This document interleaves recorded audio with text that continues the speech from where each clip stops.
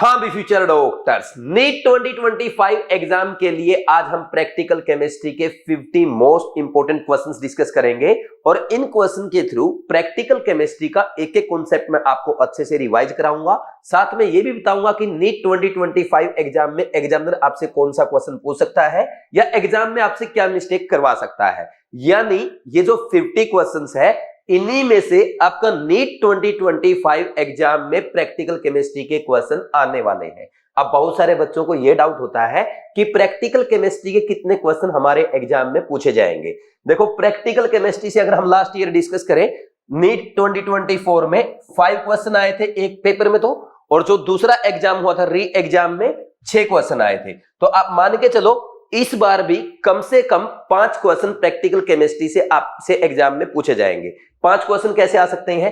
2 आ जाएंगे आपके practical organic chemistry के, 2 होंगे आपके प्रैक्टिकल इनऑर्गेनिक केमिस्ट्री के यानी सोल्ट एनालिसिस के, और 1 से 2 क्वेश्चन आपसे पूछा जाएगा प्रैक्टिकल फिजिकल केमिस्ट्री का। तो आप मान के चले कि कम से कम 5 क्वेश्चन आपके एग्जाम में आने वाले हैं और 5 क्वेश्चन में आपसे एग्जामिनर क्या पूछेगा वो इन 50 क्वेश्चंस के थ्रू मैं आपको अच्छे से रिवाइज कराऊंगा।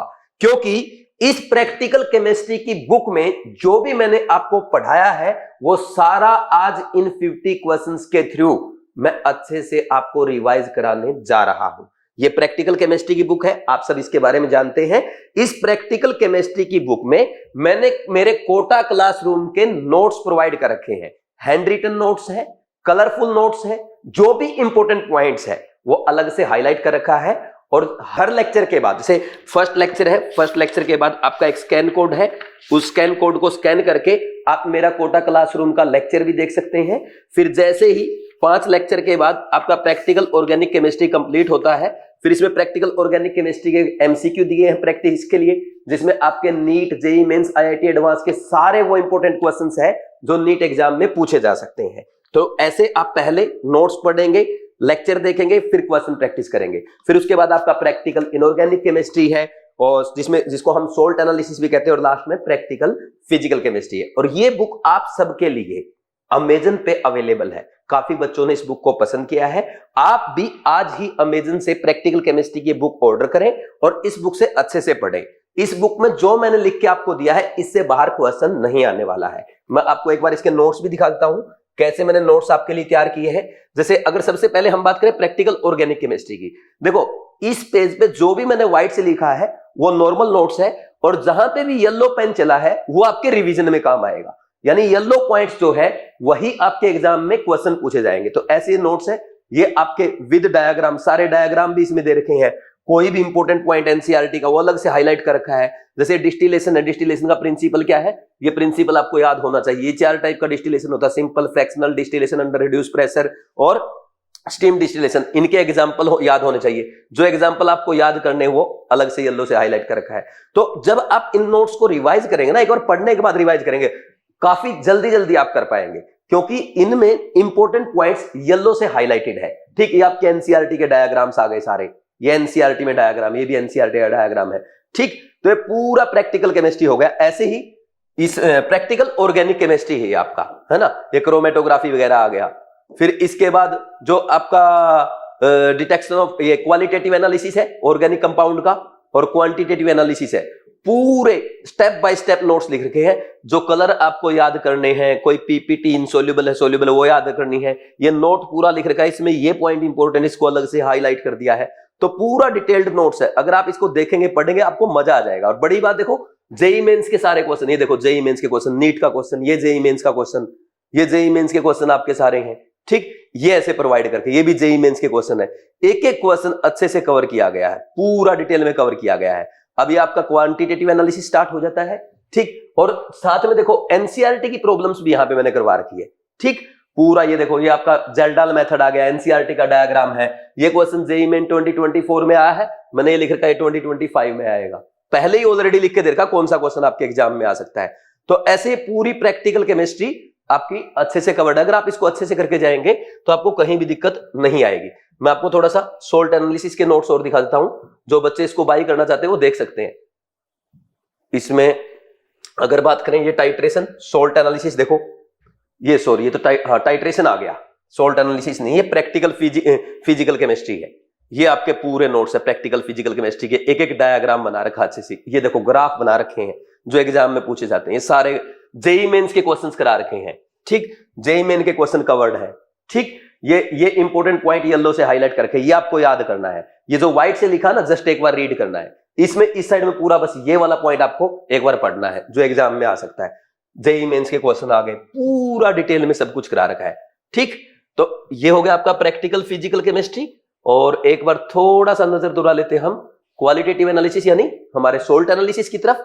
इसके नोट्स कैसे तैयार किए गए हैं, ये सोल्ट एनालिसिस है, ये पूरा आपका सोल्ट एनालिसिस है। स्टेप बाय स्टेप देखो कितने मतलब इजी नोट्स बना रखे हैं, डायग्राम, फ्लो डायग्राम बना रखे हैं, चार्ट बना रखे हैं, ग्राफ बना रखे हैं, आपके इमेजेस प्रोवाइड कर रखे हैं, टेबल्स बना रखी है, ठीक। जिसको इसको याद करना काफी इजी हो जाता है आपके लिए, है ना, ठीक। अच्छा, इसमें जैसे ये आप जो पीडीएफ देख रहे हैं ये तो ग्रीन पीडीएफ है, इसमें आपको येलो पॉइंट्स अलग नजर आ रहे हैं साहब। लेकिन आपकी प्रैक्टिकल केमिस्ट्री की बुक जो है इसमें तो व्हाइट नोट्स आपके, तो व्हाइट नोट्स में जहां पे भी ब्लू कलर आए वो पॉइंट आपको याद करने हैं, ठीक। तो ये हो गए आपके सारे नोट्स। देखो इसमें भी देखो टेबल बनवा रखी अलग से रिवीजन के लिए, सारी बहुत ही सिस्टमेटिक वे में है। फिर यहाँ पे आपके जितने भी है ना एग्जाम में क्वेश्चन आए हुए हैं, सारे क्वेश्चन भी करवा रखे हैं मैंने। अभी मैं आपको दिखा देता हूं एक बार, चाहे जेईई मेंस के हो या नीट के हो या किसी अदर एग्जाम में आए हो, सारे क्वेश्चन एक साथ एक जगह करवा रखे हैं। ये देखो ये सारे डायग्राम, ये जेईई मेंस में आया हुआ है क्वेश्चन, यहां से आज मैं आपको कराऊंगा नोट्स में, इसमें क्वेश्चन प्रैक्टिस में कराऊंगा, है ना, ठीक। ये देखो जेईई मेंस के क्वेश्चन, ये सारे जेईई मेंस के क्वेश्चन, ठीक है, ये सारे आप कर सकते हो, ठीक। ये हो गए, ठीक है भाई, सारी पीडीएफ हमने देख ली है।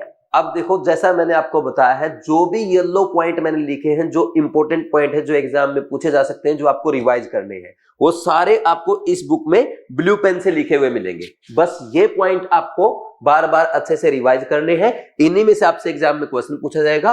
और अगर अच्छे से एक बार आप पढ़ के चले गए, आपका क्वेश्चन इजीली हो जाएगा। सबसे बड़ी बात तो ये है भाई, प्रैक्टिकल केमिस्ट्री का क्वेश्चन ऐसा होता है, अगर आपने पढ़ा है तो आपको आता है, और नहीं पढ़ा तो नहीं आता। तो जो बच्चा पढ़ के जाएगा वो किसी भी क्वेश्चन को मैक्सिमम 20 से 30 सेकंड में कर लेगा। टाइम सेविंग है और मार्क्स आपके बढ़ जाएंगे, इससे आपकी रैंक इंप्रूव होगी, आपका कॉन्फिडेंस इंप्रूव होगा। तो प्लीज आप प्रैक्टिकल केमिस्ट्री को इग्नोर ना करके जाएं, और आज ही आप अमेजन से बीवाइज क्लासेस की प्रैक्टिकल केमिस्ट्री की बुक ऑर्डर करें। क्या करना है, अमेजन पे सिंपली आपको प्रैक्टिकल केमिस्ट्री बाय सुनील नैन लिखना है। जैसे ही आप ये लिखेंगे आपके सामने बुक आ जाएगी, बुक आप परचेज करना, फिर अपना एक ऑनेस्ट रिव्यू भी जरूर देना। अब आगे बढ़ते हैं, स्टार्ट करते हैं आज का वीडियो।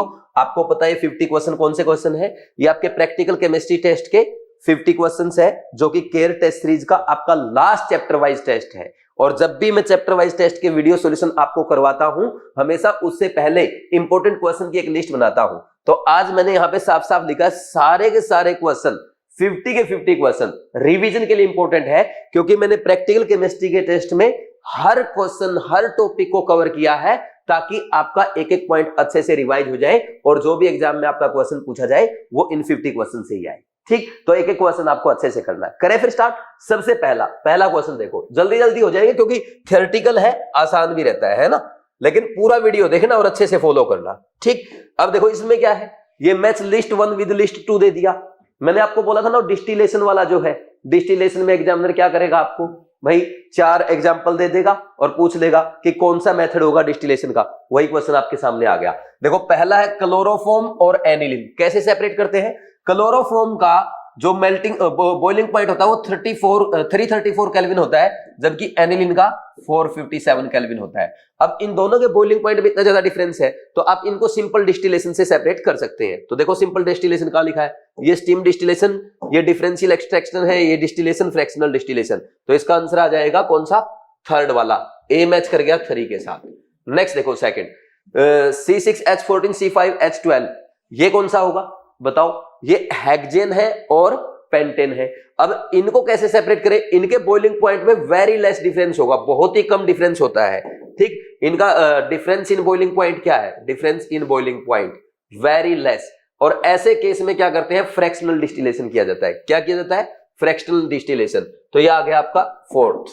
अब सिंपल डिस्टिलेशन क्या है, फ्रैक्शनल डिस्टिलेशन क्या है, स्टीम डिस्टिलेशन क्या है, ये तो भाई आपको ना इस बुक में जो आपके लेक्चर के पीछे स्कैन कोड दिया है उस कोड को स्कैन करके लेक्चर ही देखना पड़ेगा। नहीं तो देखो 12 लेक्चर का मैं भाई एक दिन में तो नहीं करा सकता हूं, तो आप पूरा डिटेल में उसमें देख लेना, मैं बस आपको यहाँ पे आइडिया दे रहा हूं। ठीक, बाकी कोशिश करूंगा आपको सिंपली समझाता चलूं। जैसे मैंने बता दिया, जब डिफरेंस बॉइलिंग पॉइंट में ज्यादा हो सिंपल डिस्टिलेशन यूज करते हैं, और वेरी लेस डिफरेंस हो बॉइलिंग पॉइंट में तब हम फ्रैक्शनल डिस्टिलेशन यूज करते हैं। नेक्स्ट, एनिलीन और वाटर को कैसे अलग किया जाता है भाई, एनिलीन और वाटर को हम सेपरेट करते हैं किससे, स्टीम डिस्टिलेशन से। इसका कौन सा आ जाएगा, ये आ गया आपका फर्स्ट वाला। और ऑर्गेनिक कंपाउंड इन H2O, भाई ऑर्गेनिक कंपाउंड अगर वाटर में प्रेजेंट है तो हम क्या करते हैं, जैसे मान लीजिए वो लेते हैं सेपरेटरी फनल आपके बनी हुई है, आगे आ जाएगा उसका स्ट्रक्चर, जैसे ये रहती है आपकी सेपरेटरी फनल, ऐसी रहती है, ये ऐसे, ये होती है आपकी सेपरेटरी फनल, यहां पे एक नोजल लगी रहती है, ठीक, ऐसी कुछ बनती है, ठीक है ना। अब इसमें क्या है, इसमें आपका ना पानी है और पानी में ऑर्गेनिक कंपाउंड है। अब ऑर्गेनिक कंपाउंड पानी में कम सोल्यूबल होगा, ऑर्गेनिक सॉल्वेंट में ज्यादा सोल्यूबल होगा, तो हम इसमें एक ऐसा सॉल्वेंट डाल देंगे जिसमें आपका ऑर्गेनिक कंपाउंड ऑर्गेनिक सॉल्वेंट में ज्यादा सोल्यूबल है लेकिन वाटर में कम है। तो फिर क्या करेंगे, इसको ना सेक करेंगे, सेक करोगे तो यहां से ये एक्वस लेयर से कहां चला जाएगा, आपके ऑर्गेनिक सॉल्वेंट में चला जाएगा। फिर यहां पे एक लेयर अलग नजर आएगी आपको, नीचे पानी की नजर आएगी और ऊपर ऑर्गेनिक सॉल्वेंट की नजर आएगी। फिर इस नोजल को खोल देंगे, धीरे धीरे सारा आपका जो वाटर है बाहर आ जाएगा। फिर यहां बच जाएगा आपका ओनली क्या, organic compound in organic layer. फिर इसको क्या करते हैं भाई, यहां पे इसको फिर डिस्टिलेशन से सेपरेट कर लेते हैं ऑर्गेनिक सॉल्वेंट को और ऑर्गेनिक कंपाउंड को। This is called differential extraction. समझा, तो ये किसके साथ मैच कर गया, सेकंड के साथ। तो ए का 3 किसमें, दो ऑप्शन में, ए का 3 बी का 4, ये सेकंड आंसर आ जाएगा। ए का 3 बी का 4 सी का 1 और डी का 2। Answer is 2। Very easy question. अब देखो ये जितने भी क्वेश्चन है ना, अब मैं आपको बोलूं प्रैक्टिकल केमिस्ट्री या कौन से अटेम्प्ट का क्वेश्चन, सारे फर्स्ट अटेम्प्ट का क्वेश्चन है। कहीं न्यूमेरिकल आ जाए उसको आप सेकंड या थर्ड अटेम्प्ट में कर सकते हो, और इन क्वेश्चन में थोड़ा वेट करेंगे, थियोरेटिकल क्वेश्चन है, हर क्वेश्चन आपका फर्स्ट अटेम्प्ट में होता चलेगा, है ना। ठीक, आसान क्वेश्चन था। नेक्स्ट, इसके बाद सेकंड क्वेश्चन, इसमें देखो क्या है, which one of the following technique is not used to support component of a mixer separated on thin layer chromatographic plate. भाई क्रोमेटोग्राफी में क्या होता है आपको पता है ना, जो थिन लेयर क्रोमेटोग्राफी होती है उसमें एक थिन ग्लास प्लेट होती है जिसके ऊपर क्या लगा रहता है, सिलिका जेल या एडजॉर्बेंट लगा रहता है। फिर इसमें क्या होगा, इसको आप ऐसे एक कंटेनर लेते हैं, इसमें कंटेनर में क्या करते हैं, मॉइस्चर को हटा करके फिर यहाँ पे एक सोलवेंट आपका रहता है, उस सोलवेंट में इसको डिप कर देंगे, थोड़ा सा ये डिप होगी और जितना डिप हो जाएगी ये हमारा मोबाइल फेज होता है। फिर इससे 2 सेंटीमीटर ऊपर आप यहाँ पे एक निशान लगा देते हैं, एक लाइन लगा देते हैं, है ना, बेस लाइन बोलते हैं इसको। ठीक, फिर यहाँ पे आप एक डॉट लगा देंगे जिस भी कंपाउंड को आपको सेपरेट करना है, मतलब जिस भी मिक्सर को के कंपोनेंट्स को आपको सेपरेट करना है। मान लीजिए कोई इंक है, उसके कंपोनेंट को सेपरेट करना है, तो धीरे धीरे क्या होगा, ये जो सोलवेंट है ये कैपिलरी एक्शन से धीरे धीरे आपका एडजॉर्बेंट के साथ आगे ऊपर बढ़ेगा। तो जब ऊपर जाएगा तो जैसे ही यहां आएगा, मान लीजिए यहाँ पे ए और बी 2 कंपोनेंट है, तो ए और बी कंपोनेंट क्या है, मोबाइल फेज के साथ डिजोल्व होकर आगे बढ़ना स्टार्ट करेंगे। अब जो मोबाइल फेज में ज्यादा सोल्यूबल है वो मोबाइल फेज के साथ ज्यादा आगे बढ़ेगा। मान लीजिए बी यहां आ गया और ए पीछे रह गया, तो ये ए और बी क्या हो गया, सेपरेट हो गया।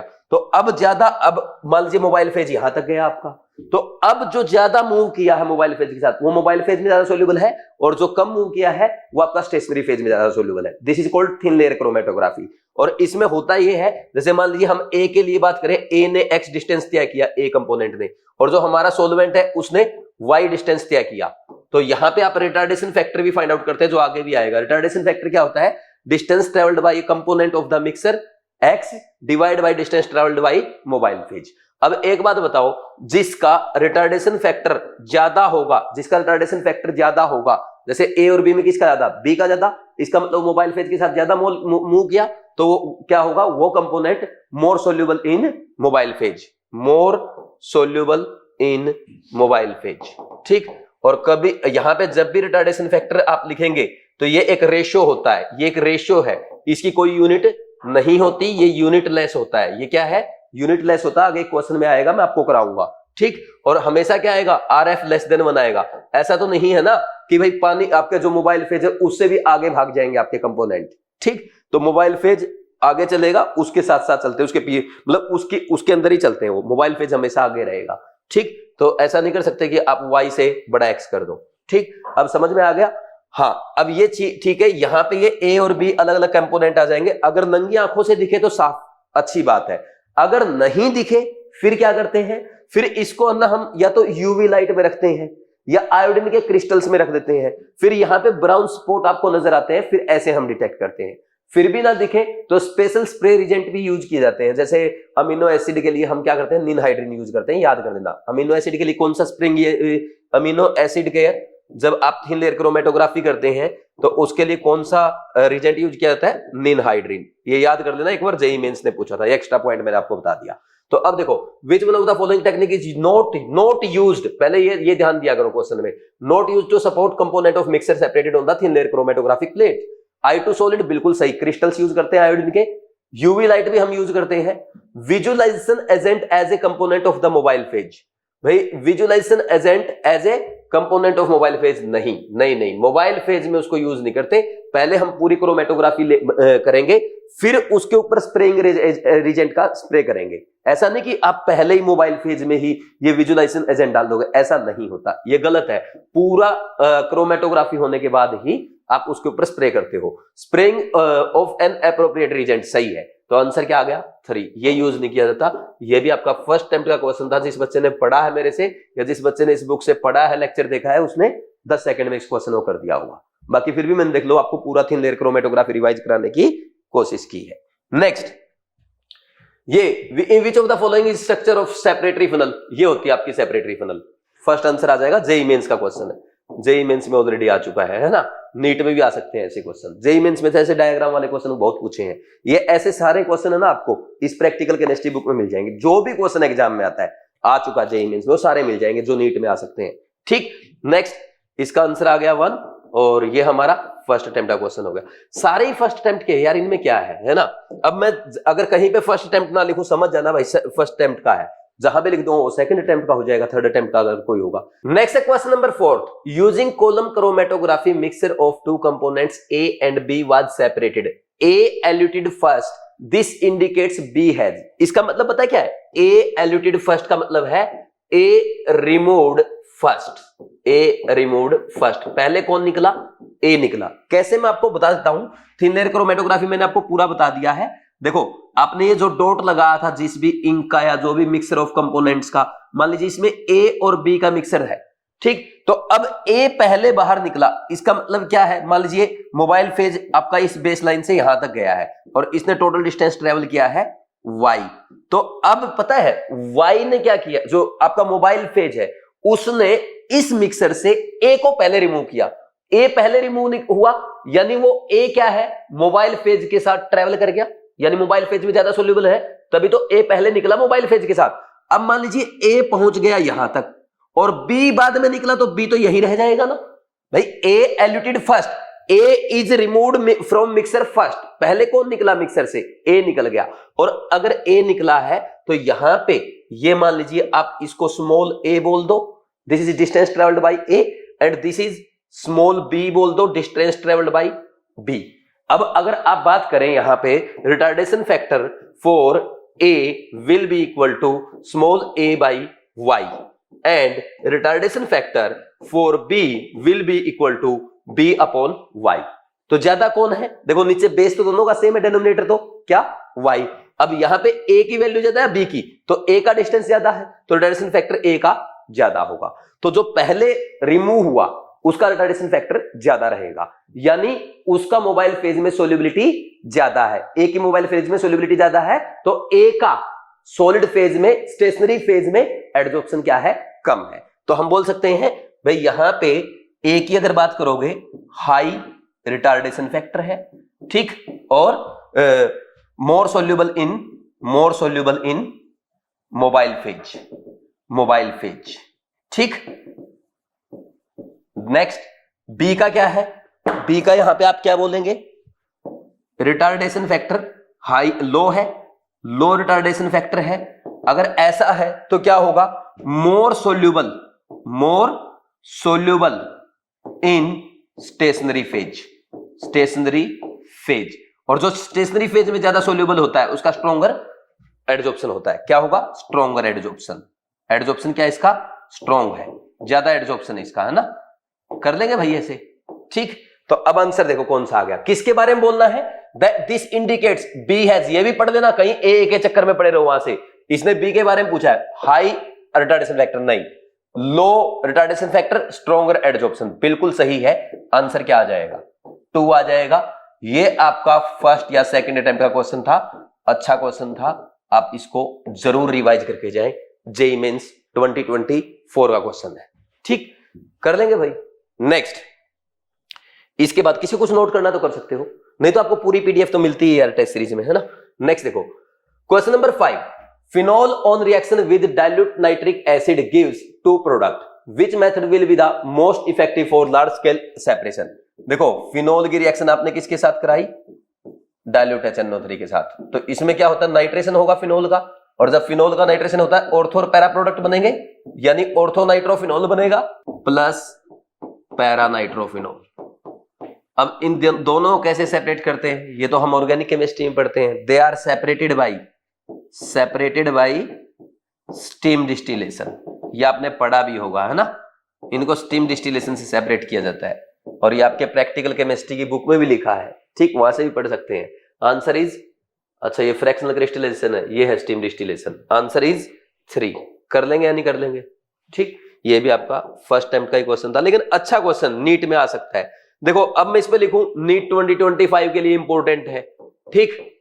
अब सारे क्वेश्चन, जब मैंने बोल दिया 50 के 50 क्वेश्चन इंपॉर्टेंट है, तो आपको सारे क्वेश्चन करने चाहिए, इसमें डाउट नहीं होना चाहिए। हर क्वेश्चन इंपॉर्टेंट है, मैं कहीं बोलूं वो भी इंपॉर्टेंट है, नहीं बोलूं तब भी इंपॉर्टेंट है, क्योंकि मैंने सेलेक्ट ही ऐसे किए हैं जो नीट में आ सकते हैं, ठीक। Next, question number 6, from the figure of the column chromatography given below identify incorrect statement. अब आपको ना इनकरेक्ट स्टेटमेंट बतानी है, पहले तो ये हाईलाइट कर दिया करो, आपसे क्या पूछा गया है? इनकरेक्ट या करेक्ट स्टेटमेंट। तो इनकरेक्ट हमने पढ़ लिया। अब आ जाओ इस पे, कंपाउंड अच्छा ABCD 4 स्टेटमेंट दे रखी है, चूज द करेक्ट आंसर, इनमें से कितनी इनकरेक्ट है बताना। Compound C is more polar than A and B। देखो, अगर हम बात करें कॉलम क्रोमेटोग्राफी में, जब ऊपर से कोई सब्सटेंस आ रहा है, ठीक, तो यहां पे क्या है? मोबाइल, ये कॉलम क्रोमेटोग्राफी में कॉलम होता है, कॉलम में स्टेशनरी फेज लगा होता है, फिर मोबाइल फेज के साथ आपका कोई भी कंपोनेंट कोई भी मिक्सर आएगा, वो मिक्सर धीरे धीरे आएगा, उसके कंपोनेंट फिर सेपरेट होंगे। सबसे पहले यहां पे कौन एडजॉर्ब हुआ? A एडजॉर्ब हुआ। तो A का मतलब क्या है? A क्या है? मोस्ट पोलर है। A यहां पे क्या है? मोस्ट पोलर है, क्योंकि जो सबसे ज्यादा पोलर होगा उसका एडजॉर्प्शन सबसे ज्यादा होगा। क्योंकि जनरली जो आप एडजॉर्बेंट यूज करते हैं ना, वो पोलर सब्सटेंस यूज करते हैं, ठीक। तो जैसे Al2O3 है, Al2O3 बहुत ज्यादा पोलर होता है, तो पोलर को फास्ट एडजॉर्ब करेगा। तो ध्यान रखना, जो मोस्ट पोलर होगा adsorb first, most polar adsorbed first, ठीक। तो अब A मोस्ट पोलर हो गया, तो C क्या हो जाएगा? लिस्ट पोलर होगा, जो कि सबसे लास्ट में एडजॉर्ब होगा, ठीक। तो लिस्ट एडजॉर्प्शन होता है इसका। तो compound C is more polar than A and B, wrong हो गया। दूसरा देखो, compound A is least polar, नहीं, वो तो मोस्ट पोलर है। Next, compound B comes out of the column before C and after A, नहीं, पहले सबसे पहले C बाहर आएगा, फिर B बाहर आएगा, फिर A आएगा। और ये क्या बोल रहा है? B किससे पहले आएगा? B comes out of the column before C, C से पहले B कैसे आ जाएगा? C सबसे नीचे ना, तो C पहले आएगा, तो ये भी रॉन्ग है। Next, compound A spends more time in the column, बिल्कुल सही बात है, सबसे लास्ट में कौन आएगा? A आएगा। तो D वाली स्टेटमेंट सही है, A B C रॉन्ग है, पहली तीनों रॉन्ग है, तो आंसर क्या आ जाएगा? आंसर 1 आ जाएगा। ये भी अच्छा क्वेश्चन है, जेईई मेंस का क्वेश्चन नीट में आ सकता है, ठीक, अच्छा क्वेश्चन है। Next, question number 7, which of the following statement is correct for paper chromatography? Paper sheet forms the stationary phase, बिल्कुल सही है। पेपर सीट ही तो बनाती है आपका स्टेशनरी फेज जो है, ठीक। नेक्स्ट, वाटर प्रेजेंट, सॉरी, एक सेकंड, पेपर सीट नहीं बनाती, उसमें जो आपका पेपर होता है ना, जो पेपर क्रोमेटोग्राफी में हम पेपर यूज करते हैं, उसके अंदर पोर्स में वाटर प्रेजेंट होता है। तो वाटर जो है, जो लिक्विड जो है, वही स्टेशनरी फेज का काम करता है। हमें पता है पेपर क्रोमेटोग्राफी की खास बात क्या है? पेपर क्रोमेटोग्राफी में आपका जो स्टेशनरी फेज जो होता है वो भी लिक्विड होता है। स्टेशनरी फेज क्या है? स्टेशनरी फेज ये लिक्विड होता है, और हमारा जो मोबाइल फेज है वो भी लिक्विड या गैस होता है। बोलो, कोई डाउट है क्या? समझ आएगा नहीं? तो यहाँ पे mobile phase as well as stationary phase कौन होता है? लिक्विड होता है। तो यहाँ पे ना सीट की वजह से नहीं बोलेंगे। जो आपने क्रोमेटोग्राफी पेपर लिया है, पेपर क्रोमेटोग्राफी में उसके पोर्स में जो वाटर मॉलिक्यूल प्रेजेंट होते हैं, they work as stationary phase. ठीक, water present in pores of the paper, ये सही है। Next, paper and water present in its pores, नहीं टुगेदर नहीं, आप बोलोगे सिर्फ पेपर के पोर्स में जो वाटर मॉलिक्यूल प्रेजेंट है, जो लिक्विड मॉलिक्यूल प्रेजेंट है, they work as stationary phase in paper chromatography. ये भी रॉन्ग, ये भी रॉन्ग। बहुत अच्छा क्वेश्चन है। Water present in the mobile phase gets absorbed by the paper which then forms the stationary phase, नहीं, ये भी रॉन्ग है। आंसर क्या आ गया? 2 आ गया। बहुत ही अच्छा क्वेश्चन, जबरदस्त क्वेश्चन है। अब देखो ऐसे क्वेश्चन जेईई मेन में आते हैं, नीट में इतना इन डेप्थ क्वेश्चन नहीं आता। ठीक, और फिर भी आ गया तो हमने तो कर लिया ना, ध्यान रखना है। ये भी पूछ सकता है आपसे, पेपर क्रोमेटोग्राफी में स्टेशनरी फेज और मोबाइल फेज क्या है, तो आप बता देंगे लिक्विड लिक्विड है। ठीक, आराम से कर लेंगे ना। ये आपका फर्स्ट अटेम्प्ट का क्वेश्चन है। इसके बाद नेक्स्ट देखो, glycerol is separated in soap industry. Glycerol को कैसे सेपरेट करते हैं? इसको सेपरेट करेंगे हम वैक्यूम डिस्टिलेशन से, या बोल दो डिस्टिलेशन अंडर रिड्यूस प्रेशर। क्यों? क्योंकि भाई आप वैक्यूम डिस्टिलेशन या डिस्टिलेशन अंडर रिड्यूस प्रेशर उन कंपाउंड के लिए करते हैं जिनका बॉइलिंग पॉइंट तो ज्यादा होता है, लेकिन वो अपने बॉइलिंग पॉइंट से पहले कम टेम्परेचर पे ही डिकम्पोज हो जाते हैं। तो ग्लिसरॉल को जब सोप इंडस्ट्री में सेपरेट किया जाता है, ये भी एक ऐसा कंपाउंड है जिसका बॉइलिंग पॉइंट ज्यादा होता है, लेकिन अपने बॉइलिंग पॉइंट से पहले ही डिकम्पोज हो जाता है। तो हम क्या करते हैं? प्रेशर रिड्यूस करके, उस केस में आप क्या करेंगे? प्रेशर रिड्यूस करके क्या करते हैं भाई, इसको कम टेम्परेचर पे बॉईल कर देते हैं और फिर डिस्टिलेशन किया जाता है। तो क्या आंसर आ गया इसका? Distillation under reduce pressure. Answer is 4। ये पूरा डिटेल में आपको इस बुक के नोट्स के पीछे जो स्कैन कोड दे रखा, वहां से आप समझ सकते हैं। ठीक, ये हमारा फर्स्ट अटेम्प्ट का क्वेश्चन था। ठीक, इसके बाद question number 9, statement 1, retardation factor can be measured in metre per centimetre. मैंने पहले ही बोला है आपको, इसकी यूनिट नहीं होती, ये यूनिटलेस होता है। ये unitless because it is a ratio. Next, RF value of compound remains constant in all solvent. नहीं, सेम कैसे रह सकती है भाई? हर मोबाइल, अगर आपने डिफरेंट सॉल्वेंट लिए, मोबाइल फेज डिफरेंट लिया, तो जो कंपोनेंट है मिक्सर के, उनका सोल्युबिलिटी क्या है? डिफरेंट सॉल्वेंट में डिफरेंट होगी, तो उनका मूवमेंट भी तो डिफरेंट होगा। और डिफरेंट सॉल्वेंट में अगर डिफरेंट मूवमेंट होगा कंपोनेंट ऑफ मिक्सर का, तो उस केस में उनका रिडक्शन फैक्टर भी क्या आएगा? डिफरेंट आएगा। तो ये स्टेटमेंट भी क्या है? रॉन्ग है। Both statement 1 and 2 are false. Answer is 3। First time का क्वेश्चन है यार, इतने आसान क्वेश्चन है, देख लो, आप खुद से देख लो। ठीक, नेक्स्ट, सारे जेईई मेंस के क्वेश्चन है, सब जेईई मेंस के, सारे जेईई मेंस के इंपॉर्टेंट क्वेश्चन करा दिए। The principle of column chromatography is, क्या है प्रिंसिपल कॉलम क्रोमेटोग्राफी का? Adsorption, differential adsorption of the substance on the solid phase. बिल्कुल, सॉलिड फेज पे क्या कराते हैं? एडजॉर्प्शन कराते हैं, फिर उनको एडजॉर्प्शन से डिफरेंट करते हैं। कैपिलरी एक्शन नहीं है, डिफरेंशियल ये एब्जॉर्प्शन लिख दिया। देखो पहले ऑप्शन में ये रखना चाहिए था, बल्कि कुछ बच्चे तो ना बस पढ़ते ही नहीं एडजॉर्प्शन और एब्जॉर्प्शन को। एडजॉर्प्शन होता है भाई, एब्जॉर्प्शन नहीं होता, ध्यान रखना। सरफेस फिनोमिना है। नेक्स्ट, ग्रेविटेशनल फोर्स, ये भी नहीं है। तो ये सारे रॉन्ग हो गए। आंसर क्या आ गया? पहला आ गया, आंसर 1। कोई भी कर सकता है आराम से। ठीक, next question number 11, in Lassaigne test when both nitrogen and sulphur are present in an organic compound sodium thiocyanate is formed. भाई जब बिल्कुल सही है, अगर मान लीजिए सोडियम आपका सल्फर और नाइट्रोजन दोनों प्रेजेंट है, तो क्या बनता है? NaCN बनता है जब आप लेसाइन टेस्ट में सोडियम एक्सट्रैक्ट बनाते हैं। बिल्कुल सही है। Next, if both nitrogen and sulphur are present in an organic compound then excess of sodium used in sodium fusion will decompose the sodium thiocyanate formed to give NaCN and Na2S। ये भी बात सही है। NaCN SCN अगर access sodium के साथ heat कर दिया तो इसमें क्या बन जाएगा? NaCN अलग हो जाता है और साथ में आपका Na2S बन जाता है, तो इसमें डिकम्पोज हो जाएगा सोडियम थायोसाइनेट। ये स्टेटमेंट भी सही है। Both statement 1 and 2 are correct. Answer is 1। कर लेंगे। और अगर इसको सीधा टेस्ट लगाना आपको, तो Fe3+ के साथ टेस्ट लगाते हैं। थायोसाइनेट आयन का सीधा क्या बन जाएगा? ये बनता है FeSCN, ये 2+ आ जाएगा यहाँ पे। ये ब्लड रेड पीपीटी देता है, ब्लड रेड पीपीटी। ठीक, ये ऑलरेडी नीट में 2 साल पहले आया था। कर लेंगे भाई। नेक्स्ट क्वेश्चन नंबर, अच्छा आंसर लिख दिया ना हमने इसका, आंसर 1। ठीक है यार, फर्स्ट अटेम्प्ट का, बार बार क्या अटेम्प्ट लिखने हैं। During halogen test, sodium fusion extract is boiled with concentrated HNO3 to remove unreacted sodium to decompose cyanide or sulfide of sodium extract halogen from organic compound, maintain the pH of extract. very very important question. ये question NEET में आज तक नहीं आया, JEE mains ने बहुत बार पूछा है। देखो जैसे अगर मान लीजिए हमारा हेलोजन कंपाउंड में प्रेजेंट, ऑर्गेनिक कंपाउंड में प्रेजेंट है, तो जब आप उसका सोडियम फ्यूजन एक्सट्रैक्ट बनाओगे NaX बनेगा। अब इसको हम क्या करते हैं, AgNO3 के साथ ट्रीट कराते हैं और बॉयल करते हैं HNO3 की प्रेजेंस में, तो यहां पे AgX की पीपीटी बन जाती है।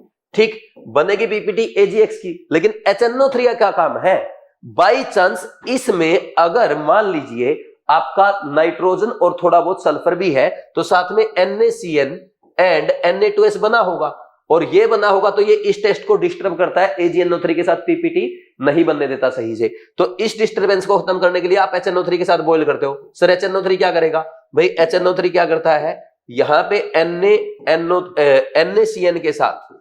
NaCN के साथ HCN बना लेगा, और जो आपका Na2S है, सोडियम सल्फाइड है, इसके साथ H2S बना लेगा, तो ये दोनों बन जाएंगे। और ये दोनों क्या है, वोलेटाइल सब्सटेंस है, आप बॉयल कर रहे हो तो वोलेटाइल सब्सटेंस है तो उड़ जाएगा। तो अब ना तो आपका साइनाइड बचा ना सल्फाइड बना, अब आराम से AgNO3 के साथ क्या है, हैलाइड आयन पीपीटी बना लेगा। तो क्या बोलेंगे, टू डिकम्पोज साइनाइड और sulphide of sodium. Answer is 2। Very very important question, बहुत बार आ जाए मेन में, नीट में नहीं। हाँ ठीक, कर लेंगे। नेक्स्ट देखो क्वेश्चन इसके बाद कौन सा आएगा, एक बार फैन चला लेते हैं। देखो भाई नेक्स्ट क्वेश्चन कौन सा आता है, question number 13। Fe3 plus cation gives a Persian blue PPT to on addition of potassium ferrocyanide solution due to, देखो Fe3 plus अगर है, इसमें आप डाल रहे हो FeCN6 और 4 K4FeCN6 लिख दो, ये लिख सकते हो, है ना, पोटेशियम फेरोसाइनाइड यही होता है। तो इसमें क्या बनता है, ये बनता है Fe4FeCN6 thrice. This is called ferric ferrocyanide. क्या नाम है इसका, फेरी फेरोसाइनाइड। ठीक है ना भाई। यहां पे आयरन जो है आपका कौन सी ऑक्सीडेशन स्टेट में है, +3 में। यहां पे आयरन कौन सी ऑक्सीडेशन स्टेट में है, +2 में। ध्यान रखना, समझ आया कि नहीं। और ये देखो यहाँ Fe4FeCN6 थराइस, एग्जाम आने वाले टाइम पे भी पूछेगा, यहाँ पे x और ये y, what is x plus what is the sum of x and y, x plus y will be equal to 7। कर लेंगे। नेक्स्ट, अब इसका नेम अगर लिखना चाहो, आयरन 3, बाहर वाला आयरन +3 ऑक्सीडेशन स्टेट में है, हेक्सासाइनोफेरेट, ये आ जाएगा। कर लेंगे ऐसे, वो 2 ब्रैकेट में 2, वो +2 ऑक्सीडेशन स्टेट में। तो आंसर कौन सा आया, answer is 4th। Important question है, नीट में भी काफी बार आ चुका है, जेईई मेंस में भी आ चुका है। मैं इसको इंपॉर्टेंट तो क्या बोलूं, फर्स्ट टाइम का क्वेश्चन है। ठीक, नेक्स्ट देखो क्वेश्चन नंबर 14 में क्या भाई, 14 आपका क्या पूछ रहा है, टेस्ट लिस्ट 1 में लिखा टेस्ट रीजेंट ऑब्जर्वेशन, और यहाँ स्पीसीज डिटेक्टेड। लसाइन टेस्ट किसके लिए किया जाता है, नाइट्रोजन सल्फर फास्फोरस हैलोजन के डिटेक्शन के लिए। ए मैच कर गया 3 के साथ।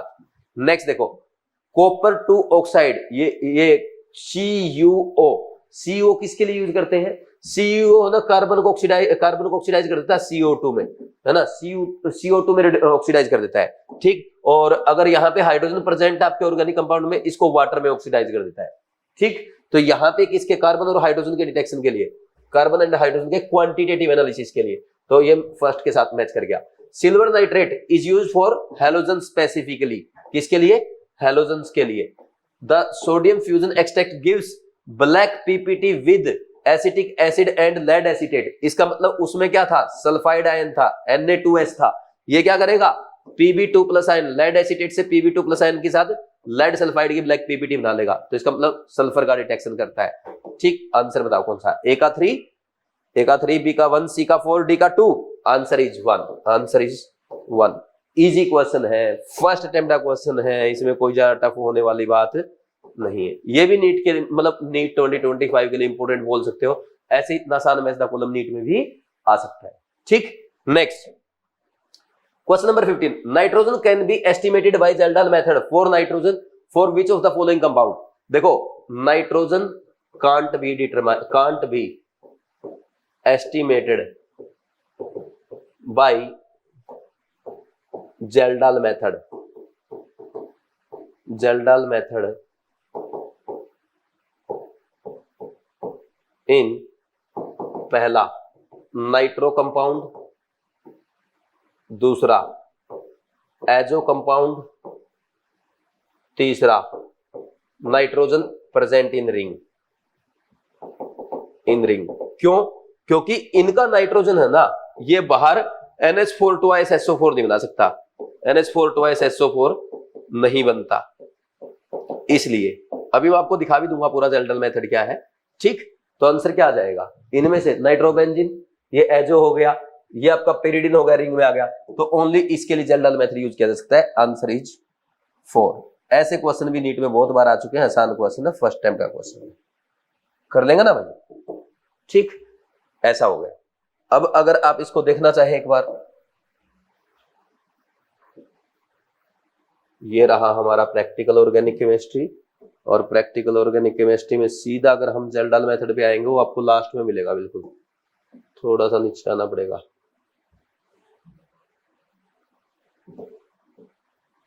ये देखो पोटास एलम हो गया,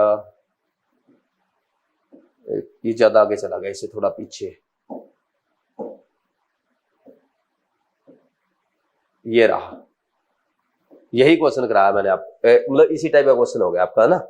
ठीक, ये देखो नीट जेईई मेन के सारे क्वेश्चन करा रखे हैं। ये है आपका जेल्डाल मेथड। देखो मैं बता देता हूं आपको, फॉर्मूला तो मैं आपको एक ही याद कराऊंगा, ज्यादा याद करने की जरूरत नहीं, ज्यादा चक्कर में पढ़ने की जरूरत नहीं है। आप इंपॉर्टेंट पॉइंट देख लो सीधा सीधा, बाकी लेक्चर से पूरा पढ़ लेना, क्योंकि आधा घंटा लगता है कम से कम जेल्डाल मेथड में, है ना, यहाँ पे टाइम वेस्ट नहीं करेंगे। जेल्डाल मेथड किसके लिए यूज किया जाता है? For the estimation of nitrogen in organic compound. तो इसमें क्या करते हैं, यहाँ पे सबसे पहले ऑर्गेनिक कंपाउंड को कंसंट्रेटेड H2SO4 के साथ कॉपर सल्फेट की प्रेजेंस में हीट करते हैं। तो कॉपर सल्फेट किसका काम करता है? कैटालिस्ट का काम करता है। ये जेईई मेंस ने पूछा था, ठीक, नीट जेईई मेंस 2024 में। ठीक, अब कंपाउंड जो है कंसंट्रेटेड H2SO4 के साथ किस में कन्वर्ट हो जाता है? NH4 2 SO4 में कन्वर्ट हो जाता है। फिर इस NH4 2 SO4 को हम क्या करते हैं? हीट करेंगे NaOH के साथ। यहां से अमोनिया निकलती है, गर्मा गर्म अमोनिया आएगी, इसको यहां पे ठंडा करेंगे, फिर इस अमोनिया को H2SO4 के साथ क्या कर लेते हैं? न्यूट्रलाइज कर लेते हैं। अब हमें यह पता करना होता है कि यहाँ पे H2SO4 कितना कंज्यूम हुआ है, तो जितना H2SO4 कंज्यूम हुआ है उससे आइडिया लगा लेते हैं कि अमोनिया कितनी आई है। तो अमोनिया कितनी आई है उससे आइडिया लगा लेते हैं कि टोटल नाइट्रोजन कितना परसेंट था। तो नाइट्रोजन का मास आ जाएगा, और यहाँ पे इनिशियल मास आपने ऑर्गेनिक कंपाउंड का कितना लिया था, तो नाइट्रोजन के मास को टोटल मास से डिवाइड करके गुणा में 100 कर दो, आपका परसेंटेज ऑफ नाइट्रोजन आ जाएगा। This is Kjeldahl method.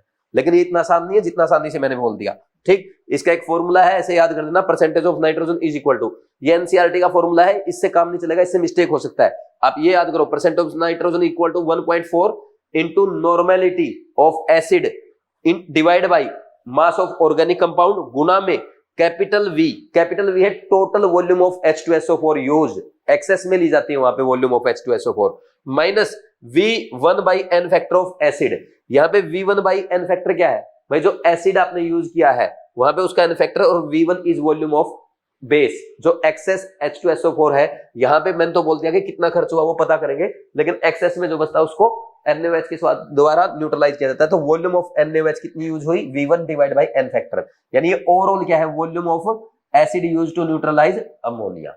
ठीक, ऐसे याद कर लो, मैं आगे आपको एक क्वेश्चन सोल्व करके भी दिखा दूंगा। ठीक, ऐसे होता है, कर लेंगे। अच्छा, इसके बाद नेक्स्ट ये, और देखो, Kjeldahl method is not applicable to nitro compound, azo compound and nitrogen present in ring like pyridine है, पायरोल है, because there nitrogen does not change to ammonium sulphate in Kjeldahl method, इसलिए use नहीं करते। एक question तो NEET 2022 का है, next question JEE main 2024 का है। तो Kjeldahl method is used for estimation of, बताओ कौन सा? नाइट्रो, पिरिडिन या एजो में नहीं आएगा, एनिलीन में आ जाएगा। ठीक, Kjeldahl method, in Kjeldahl method copper sulphate act as catalyst, JEE Main का क्वेश्चन है। In Kjeldahl method nitrogen present in organic compound is quantitatively converted to ammonium sulphate, JEE Main का, ये नीट 2025 में, JEE main 2025 में आ जाएगा। ठीक, next आगे बढ़ जाए। अब देखो, ये आ गया हमारा question number 16। In carious method of estimation of halogens 250 milligram of an organic compound gave 141 milligram of AgBr. The percentage of bromine in the compound is, देखो कुछ बच्चे ना फॉर्मूला रटते रहते हैं, केरियस मेथड आ गया, घबरा जाते हैं। अगर आपको सिंपल मोल कॉन्सेप्ट आता है, इस क्वेश्चन को सोल्व कर सकते हो आप। देखो ये ऑर्गेनिक कंपाउंड है, ये ऑर्गेनिक कंपाउंड है, कितना लिया मैंने? ये मैंने लिया 250 मिलीग्राम। ठीक, अब इसको आपने ट्रीट किया है AgNO3 के साथ, है ना, और किसके साथ, HNO3 के साथ बॉयल किया, तो इसमें क्या हुआ, ये पीपीटी देता है आपको केरियस ट्यूब में, ये पीपीटी बनती है किसकी, ये AgBr की पीपीटी बन गई। ठीक, अब ये जो AgBr आपको मिला, ये मिला है 141 मिलीग्राम, समझ आ। अब आपसे पूछा गया कि परसेंटेज ब्रोमीन कितना है, अगर मुझे पता चल जाए इतने ब्रोमीन, इतने मिलीग्राम में कितना ब्रोमीन है, तो मैं बता दूंगा। अगर भाई तो मैं बता दूंगा ना टोटल परसेंटेज कितना है। भाई ऐसे करेंगे ना, देखो जैसे आप 1 मोल AgBr कितना होता है, Ag का मास होता है 108, ब्रोमीन का होता है 80, तो आप बोल दोगे 188 होता है। तो यहां पे कैसे सोल्व करेंगे, वो ऐसे लिख देंगे 188 ग्राम AgBr कंटेन्स बोलो कितना आएगा, 80 ग्राम Br, ठीक, और 1 ग्राम AgBr contains 80 divide by 188 gram Br, और 114 milligram AgBr contains 88 divide by 188 into 114 into 10⁻³ gram bromine. ठीक, अब यहां पे परसेंटेज ब्रोमीन आपको बतानी है, percentage bromine, mass of bromine, mass of Br divide by mass of organic compound गुणा में 100 कर दो, हो गया आंसर। अब बताओ कहां जरूरत पड़ी केरियस मेथड की, और वैसे भी ये भी नहीं दिया होता ना तब भी हो जाता। भाई 188 ग्राम में होता है 80 ग्राम ब्रोमीन, 1 ग्राम में होता है इतना, वो 141 ग्राम में इतना ग्राम ब्रोमीन, टोटल ब्रोमीन का मास आ गया, उस ब्रोमीन के मास को ऑर्गेनिक कंपाउंड के मास से डिवाइड करो, 100 से गुणा कर दो, कितना आया है 80 बाई 188 गुना में 141 गुना में 10⁻³ डिवाइड बाई ये कितना 250 10⁻³ गुना में 100, हो जाएगा 100। इसको कैंसिल कर दो, ये कैंसिल हो गया, और क्या कैंसिल हो सकता है, ये 0 से 0 कैंसिल हो गई, इसको काट दो लगभग 25 ही का 150 ऐसे काट दो ना इसको, अरे यहाँ कट रहा ना, ये यहाँ भी तो कट रहा, 2500 का 100, ये 4 पे कट जाएगा, 4 पे कितना कटा, ये 4 चौके 16, 4 सत्ते 28, 47 बच गया। तो 47 3 जा कितना होता है, 3 7 जा ये होता है आपका 3 7 जा 21, 3 4 जा, हाँ ये लगभग पूरा किस पे गया, 3 पे गया, 8 दिया, 8 3 जा 24% आ गया, इतना ब्रोमीन है। बताओ सही एग्जैक्ट आंसर आ रहा है, आंसर इज 3rd। कर लेंगे भाई, ये आपका सेकंड या थर्ड अटेम्प्ट का क्वेश्चन था, क्योंकि इसमें थोड़ी सी कैलकुलेशन आपको करनी पड़ेगी। ठीक, अब ऐसे क्वेश्चन, ऐसा क्वेश्चन आएगा इस बार, देखना आप केरियस मेथड का पक्का आएगा कोई ना कोई क्वेश्चन, मतलब ऐसा न्यूमेरिकल आएगा इस बार, मुझे पता नहीं क्यों फील आ रही है। ठीक, इसमें अगर कोई डाउट है वीडियो पॉज करके नोट करो, फिर आगे बढ़ेंगे। ठीक है भाई, हो गया नोट। अब देखो ऐसे आप डायरेक्ट है ना मोल कॉन्सेप्ट की नॉलेज से भी प्रैक्टिकल ऑर्गेनिक केमिस्ट्री के न्यूमेरिकल सोल्व कर सकते हो। इसके बाद देखो नेक्स्ट और कौन सा क्वेश्चन है, which of the following is a false statement? Zeldal method is used for the estimation of nitrogen in organic compound, बिल्कुल सही स्टेटमेंट है। Next, phosphoric acid produced on oxidation of phosphorus present in an organic compound is precipitated as Mg2P2O7 by adding magnesia mixer, बिल्कुल सही है। Magnesia जब add करते हैं quantitative analysis में ये Mg2P2O7 बना लेता है। ठीक, ये याद करना पड़ेगा आपको। ठीक, या आपका जो वो बनता है दूसरे केस में अमोनियम फॉस्फोमोलिब्डेट बनता है, येलो पीपीटी बनती है, वो कर सकते हो। Next, carious tube is used in estimation of sulphur in an organic compound, बिल्कुल सही है। केरियस ट्यूब किसके लिए यूज करते हैं, हैलोजन के लिए भी यूज की जाती है, सल्फर एंड हैलोजन के लिए, सल्फर एंड हैलोजन के लिए, सही है। और carious method is used for the estimation of nitrogen in an organic compound, ये रॉन्ग मेथड, ये रॉन्ग स्टेटमेंट है। आंसर क्या आ जाएगा, 4 आ जाएगा। वेरी इजी क्वेश्चन है, फर्स्ट अटेम्प्ट का क्वेश्चन है, ये भी आराम से हो जाएगा, है ना। इसके बाद देखो नेक्स्ट वाला कौन सा है, क्वेश्चन नंबर 17 तो हो गया ना, 18। complete combustion of 1.80 gram of an organic oxygen containing compound CXHYOZ gave 2.64 gram of CO2 and 1.08 gram of H2O. The percentage of oxygen in the organic compound is, अब आपको पता क्या करना पड़ेगा, कार्बन की भी परसेंटेज पता करनी पड़ेगी और हाइड्रोजन की भी, और फिर 100 में से कार्बन और हाइड्रोजन की माइनस करनी पड़ेगी। तो कैसे करेंगे, देखो CO2 का मास दे दिया, अब यहाँ पे मास ऑफ ऑर्गेनिक कंपाउंड कितना है, 1.80 ग्राम है। ठीक, अब CO2 का मास दे रखा, जैसे CO2 में एक बात बताओ, 44 ग्राम CO2 कंटेन क्या बोलते हो आप, कितने gram carbon contains 12 gram carbon, 1 ग्राम CO2 contains 12/44 gram carbon.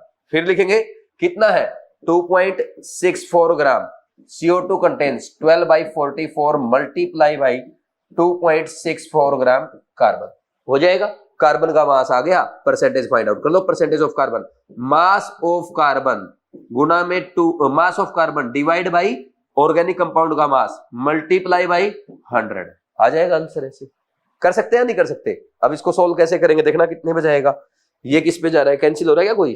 Cancel ऐसे कर लो इसको ना, पहले ये लिख लो, ये कैंसिल किया, ये 0 कट गया एक, ये 6 दूनी 12 और 6 3 18, ठीक। और ये जाएगा लगभग ये कितने में जाएगा 3 8 जा, और कितना बच गया फिर 3 8 जा, ठीक। और ये 44 2 जा, ये तो 40% आ गया आपका कार्बन, ठीक। अब हाइड्रोजन, हाइड्रोजन कितना, वाटर कितना मिला 1.08 ग्राम, तो आप बोलोगे 18 ग्राम वाटर कंटेन्स कितना, वाटर कंटेन्स 2 ग्राम हाइड्रोजन।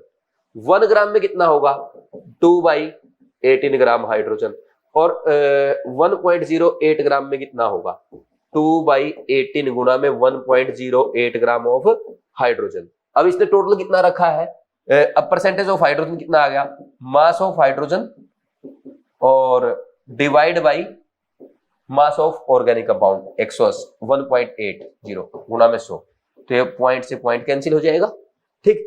18 6 जा 108, और ये 6 3 जा, ये 30 पे जाएगा पूरा, ठीक। और ये कैंसिल हो जाएगा आपका 0, और ये 20/3 बच गया है तो ना। अब 20/3 का मतलब होता है 6.66%।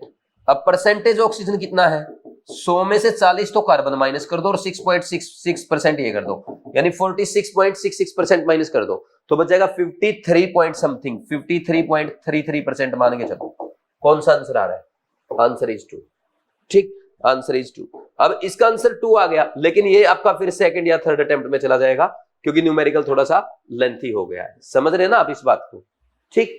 कर लेंगे ऐसे सोल्व, ये भी किसी को लिखना लिख सकता है, ऐसे क्वेश्चन एग्जाम में आते हैं, ठीक। वीडियो पॉज करके लिख लिया करो। Next question number 19, Kjeldahl method can not be used to estimate nitrogen for which of the following compound. देखो भाई, एक तो नाइट्रो कंपाउंड में यूज नहीं करते, दूसरा किस में यूज नहीं करते, nitrogen present in ring like pyridine, pyrrole etcetera, और एक है जो कंपाउंड में यूज नहीं करते। तो चेक करो इन तीनों में से कौन सा ऑप्शन में, पहला है नाइट्रोबेंजीन, इसमें यूज नहीं कर सकते, इसमें यूज कर सकते हैं यूरिया में, एनिलीन में यूज कर सकते हैं, साइनाइड में यूज कर सकते हैं। आंसर क्या आ गया 1, फर्स्ट अटेम्प्ट का क्वेश्चन है, कोई टाइम वेस्ट करने की जरूरत नहीं है। Next question number 20, 29.5 milligram of N organic compound containing nitrogen was digested according to Zeldal method and the evolved ammonia was absorbed in 20 ml of 0.1 molar HCl solution।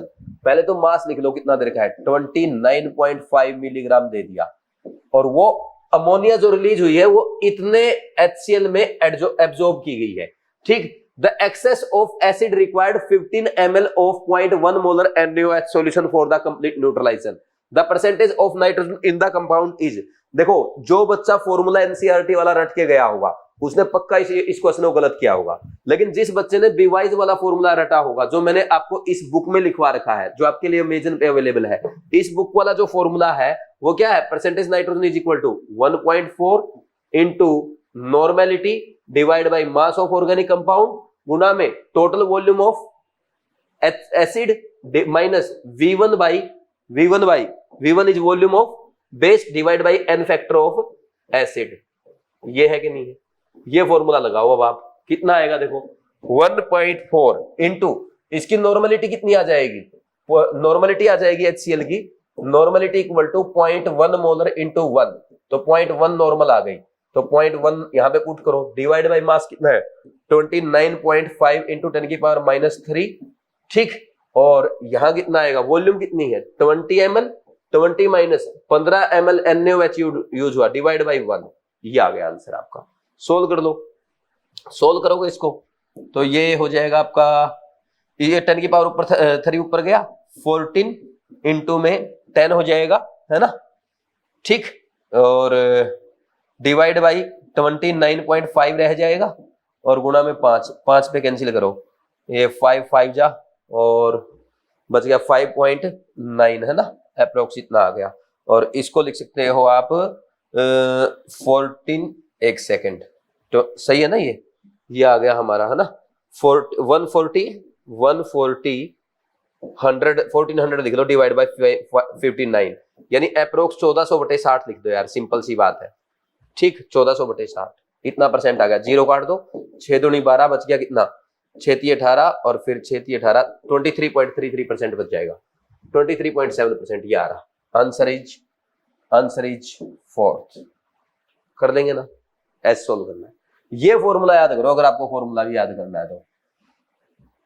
कोई doubt नहीं है, ऐसे solve करना पड़ेगा, समझ आ रहा है। नेक्स्ट, इसके बाद आगे बढ़ जाए। ये फॉर्मूला सर, अच्छा H2SO4 आएगा तो यहाँ पे normality moderate into n factor करो 2 हो जाएगा, यहाँ पे n फैक्टर 1 की बजाय 2 पुट कर दोगे, कहीं भी गलती होने का चांस नहीं है। बाकी फॉर्मूले में कोई ना कोई मिस्टेक आपसे होगी। ठीक, नेक्स्ट देखो, ये भी जेईई मेंस का क्वेश्चन था। Choose the correct colour of the product for the following reaction. ये पता है कौन सी रिएक्शन का क्वेश्चन है? ये है आपका test of nitrate, nitrate ion है ये। यहाँ पे रेड एजोडाई बनती है, रेड एजोडाई। ठीक, आप नोट्स में चेक कर सकते हो, मैंने करवा रखा है। देखो अगर आप चेक करेंगे यहाँ पे, ये है हमारा नोट्स क्वालिटेटिव एनालिसिस का। तो क्वालिटेटिव एनालिसिस में ये मिलेगा, आई थिंक पहले ही लेक्चर में करवा रखा होगा मैंने आपको, पहले में नहीं दूसरे लेक्चर में मिलना चाहिए शायद। नाइट्रेट, हाँ ये रहा, sulphanilic acid and 1 naphthyl reagent test, Griess Ilosvay test इसको कहते हैं। इसमें क्या होता है, जो आपका सोडा एक्सट्रैक्ट बनेगा उसको सल्फेनिलिक एसिड और 1 नेप्थाइलमाइन रीजेंट के साथ वीकली एसिडिक मीडियम में ट्रीट करने पे रेड एजोडाई बनती है। रिएक्शन क्या होती है, नाइट्राइट आयन एसिटिक एसिड के साथ HNO2 बना लेगा। ये HNO2 को क्या करेगा, जो आपका सल्फेनिलिक एसिड है, एसिडिफाइड सल्फेनिलिक एसिड है, तो उसका क्या बना देगा, डाइएजोटाइजेशन कर देगा। डाइएजोटाइजेशन के बाद ये 1 नेप्थाइलमाइन रीजेंट के साथ क्या करता है, ये आपका डाई बना लेता है। जो किस कलर की डाई बनती है, रेड कलर की डाई बनती है। तो लिख दिया रेड एजोडाई। यही क्वेश्चन जेईई मेन में आया हुआ है। अब देखो, जिसने सारा एक बार पढ़ने के बाद ग्रीस इलोस्वे टेस्ट में रेड एजोडाई बनती है, मेन पॉइंट हो गया। बाकी इसके ना ये रीजेंट याद करने आपको, sulphanilic acid and 1 naphthyl amine reagent test. ठीक, अब नेक्स्ट आ जाओ इसके बाद आगे। ये हो गया। अब मैं आपको रिएक्शन भी लिख के दिखा देता हूं इसकी, अगर आप लिखना चाहो। अगर नाइट्राइट आयन प्रेजेंट है, ये sulphanilic acid plus sulphanilic acid plus 1 naphthyl amine के साथ इन एसिडिक मीडियम क्या करता है, रेड एजोडाई देता है। और रेड एजोडाई जो बनेगी ना, वो कैसी बनेगी, स्ट्रक्चर ही बनाऊं क्या उसका, यहां पे ये ऐसा हो जाता है। वो पूरा मैंने आपको मैकेनिज्म वहां दिखाई दिया है, फिर भी मैं स्ट्रक्चर एक बार यहां बना देता हूं ताकि आपको याद रहे। ये ऐसे, ये है आपके रेड एजोडाई का स्ट्रक्चर। लो, कर देगा ना भाई, ये बन गया आपका। ये स्ट्रक्चर भी पूछे तो हो जाएगा अब आपका रेड एजोडाई। जेईई मेंस का क्वेश्चन है, इंपॉर्टेंट क्वेश्चन है, ये आ सकता है आपके एग्जाम में, है ना। टेस्ट ऑफ नाइट्राइट आयन, या ये भी पूछ सकता है, इस टेस्ट का नाम क्या है, ग्रीस इलोस्वे टेस्ट है। क्या है, ग्रीस इलोस्वे टेस्ट। ये भी आपके एग्जाम में पूछा जा सकता है कि ग्रीस इलोस्वे टेस्ट कौन से आयन के लिए यूज किया जाता है। ठीक, क्वेश्चन नंबर 21 हो गया। कुछ लिखना तो वीडियो पॉज करके लिख लो, इंपॉर्टेंट क्वेश्चन है, याद करने वाला पॉइंट है। ठीक, next question number 22, match list 1 with list 2। ये देखो, alkaline solution of copper sulphate and sodium citrate, ये तो वो आ गया आपका बेनेडिक्ट सॉल्यूशन। तो बेनेडिक्ट सॉल्यूशन टेस्ट है एल्डिहाइड के लिए। तो एल्डिहाइड का कौन सा है, कौन से फंक्शनल ग्रुप है, यहाँ पे आपका ये 2 डिग्री अल्कोहल अमाइन है, ये फिनोल है, ये रहा, इसके लिए यूज किया जाएगा थर्ड के लिए। नेक्स्ट, न्यूट्रल FeCl3 क्या करता है, फिनोल के साथ येलो कंपाउंड बनाता है, तो ये आ गया फोर्थ के साथ मैच कर गया। अल्कलाइन क्लोरोफॉर्म सॉल्यूशन, क्लोरोफॉर्म क्या करता है, अमाइन के साथ आइसोसाइनाइड टेस्ट देता है जिसमें सफोकेटिंग स्मेल आती है, ये कर गया मैच सेकंड के साथ। Potassium iodide and sodium hypochlorite Ki plus NaOCl, ये आपका पता कौन से वाला है, ये आयोडोफॉर्म टेस्ट है। आयोडोफॉर्म टेस्ट याद है आपको, आयोडोफॉर्म टेस्ट कौन देते हैं, मिथाइल कीटोन देंगे, मिथाइल कीटोन देते हैं और 2 एल्केनॉल देते हैं, 2 एल्केनॉल। तो ध्यान से देखो ये 2 एल्केनॉल है कि नहीं है, तो ये वाला ये टेस्ट दे देगा। आंसर चेक करो, ए का 3, ए का 3, बी का 4, सी का 2, डी का 1, answer is 4। Very very easy question, first attempt में हो जाएगा ये भी, है ना। ये होगा 22nd क्वेश्चन। इसके बाद question number 23rd, the formula of the purple colour formed in Lassaigne test for sulphur using sodium nitroprusside. देखो सोडियम नाइट्रोप्रोसाइड Na2S जब Na2FeCN5NO के साथ रिएक्ट करता है तो यहां पे जो कंपाउंड बनता है वो ये बनता है Na4FeCN5NOS। यानी इसमें एक तो सल्फर जुड़ गया यहां पे और दोनों सोडियम ये बाहर जुड़ गए, ऐसे बनता है। अब बताओ कौन सा आंसर आया, ये आ गया आपका 4th आंसर, आंसर 4। ये भी हमारा फर्स्ट अटेम्प्ट का क्वेश्चन था। अच्छा क्वेश्चन है, एग्जाम में आ सकता है, important for NEET 2025, important for NEET 2025 आ सकता है एग्जाम में एज इट इज इस बार, है ना, कर लेंगे अगर आया तो। नेक्स्ट देखो question number 24th, N organic compound A is oxidized with Na2O2 followed by boiling with HNO3. The resultant solution is then treated with ammonium molybdate to yield a yellow precipitate based on the above observation. The element present in the compound. अरे ammonium molybdate के साथ treat किया गया, क्या बनेगा, ammonium फोस्फोमोलिब्डेट की yellow PPT बनती है, किसके कारण, फास्फोरस के कारण। आंसर 1 है याद आपको। अरे क्या करते हैं, सोडियम फ्यूजन एक्सट्रैक्ट लेंगे, सोडियम फ्यूजन एक्सट्रैक्ट को जब आप क्या करेंगे Na2O2 के साथ ट्रीट करते हैं, या यूं बोल दो Na2O2 के प्रेजेंस में HNO3 के साथ बॉयल करते हैं, तो यहां पे क्या हुआ, फिर इसको ट्रीट करो किसके साथ, अमोनियम मोलिब्डेट के साथ, अमोनियम मोलिब्डेट के साथ। क्या बन जाता है भैया, ये बन जाएगा आपका yellow PPT of ammonium phosphomolybdate, ammonium phosphomolybdate, ठीक, फोस्फोमोलिब्डेट की येलो पीपीटी बन जाती है, ठीक। फास्फोरस प्रेजेंट है, फास्फोरस इज प्रेजेंट, आंसर क्या आएगा, फर्स्ट आ जाएगा, हो जाएगा। फर्स्ट अटेम्प्ट का क्वेश्चन था, ये आपको करवाया हुआ है, ये रिएक्शन सब आपको याद होनी चाहिए, ठीक। फिर भी देखो जैसे अगर मैं अब आपको ये दिखा रहा हूं कि नोट्स में कैसे आपके बेनिफिट है नोट्स पढ़ने का डायरेक्ट, ये आपका मिलेगा क्वालिटेटिव एनालिसिस में, यानी लेक्चर 2 के सेकंड में, सेकंड लेक्चर के लास्ट में, सेकंड लेक्चर के लास्ट में मिलेगा पीडीएफ में, है ना। ये हो गया सेकंड लेक्चर हमारा स्टार्ट। इसमें से बहुत सारे टेस्ट तो मैंने करवाई दिया आपके, ये देखो ये करवाया था थोड़ी देर पहले, है ना, ये सारे रिवाइज हो रहे हैं आपके। ये आ गया सोडियम फ्यूजन एक्सट्रैक्ट को Na2O2 के साथ ऑक्सीडाइज करते हैं इन प्रेजेंस ऑफ डाइल्यूटेड HNO3, फिर ट्रीट करो अमोनियम मोलिब्डेट के साथ, येलो पीपीटी आएगी। रिएक्शन ये होती है, यहाँ पे फास्फोरस जो है वो किसमें कन्वर्ट हो जाता है, Na3PO4 में, HNO3 फिर इसका क्या बना देगा, H3PO4 बना देगा।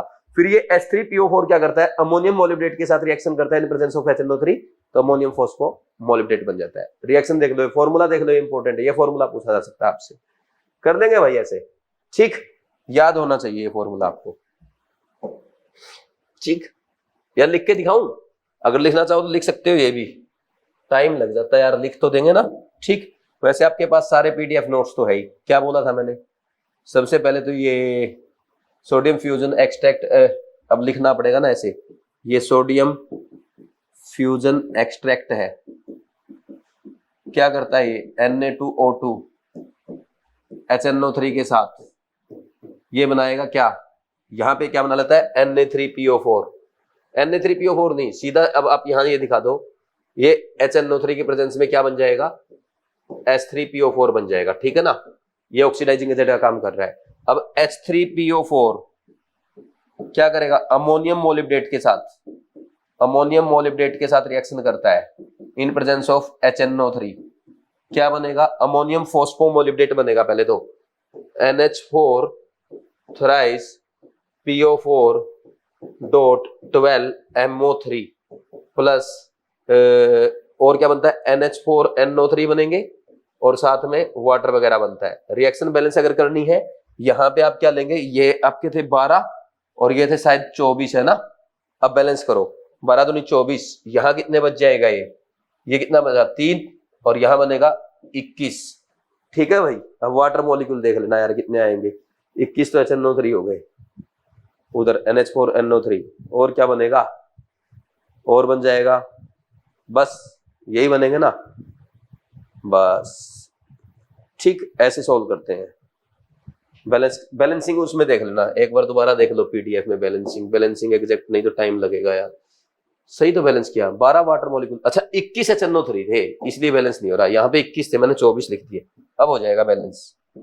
ये सही है और ये 12 वाटर मॉलिक्यूल, हो गया बैलेंस सही, बिल्कुल कर लेंगे।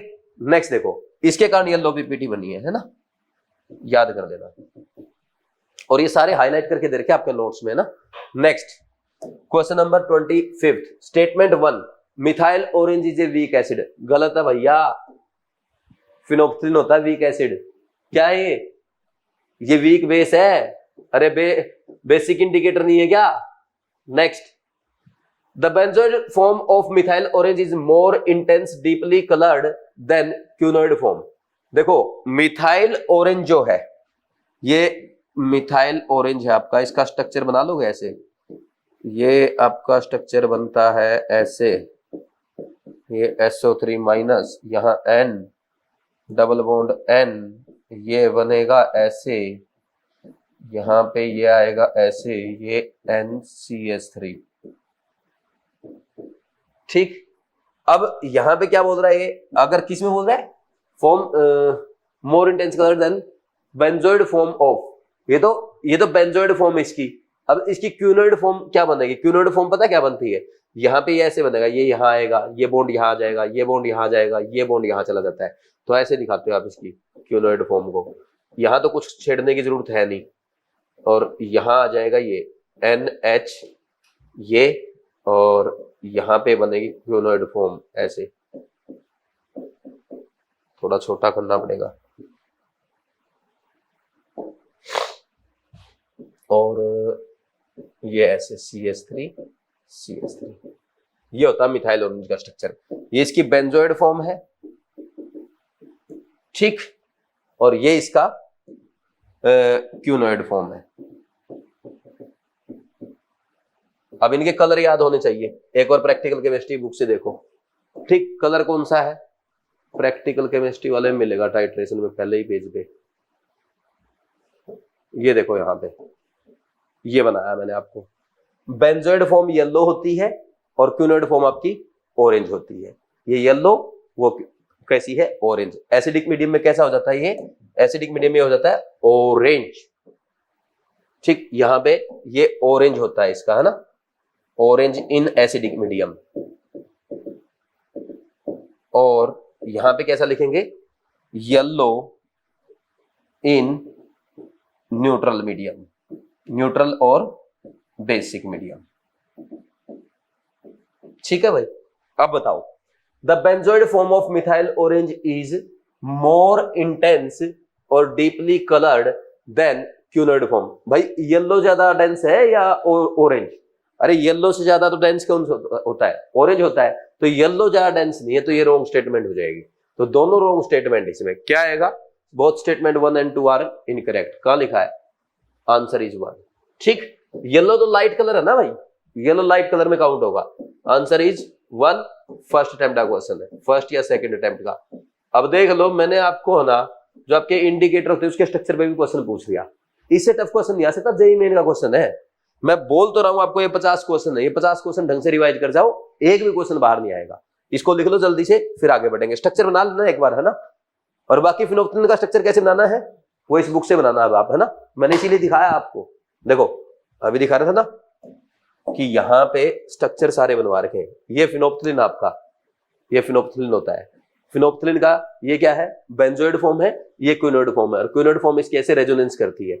इसका ये कलरलेस होता है बेंजोइड फॉर्म, या ये पिंक कलर देता है, पिंक कलर ये बेसिक मीडियम में देता है, एसिडिक मीडियम में या न्यूट्रल में वो कलरलेस होता है।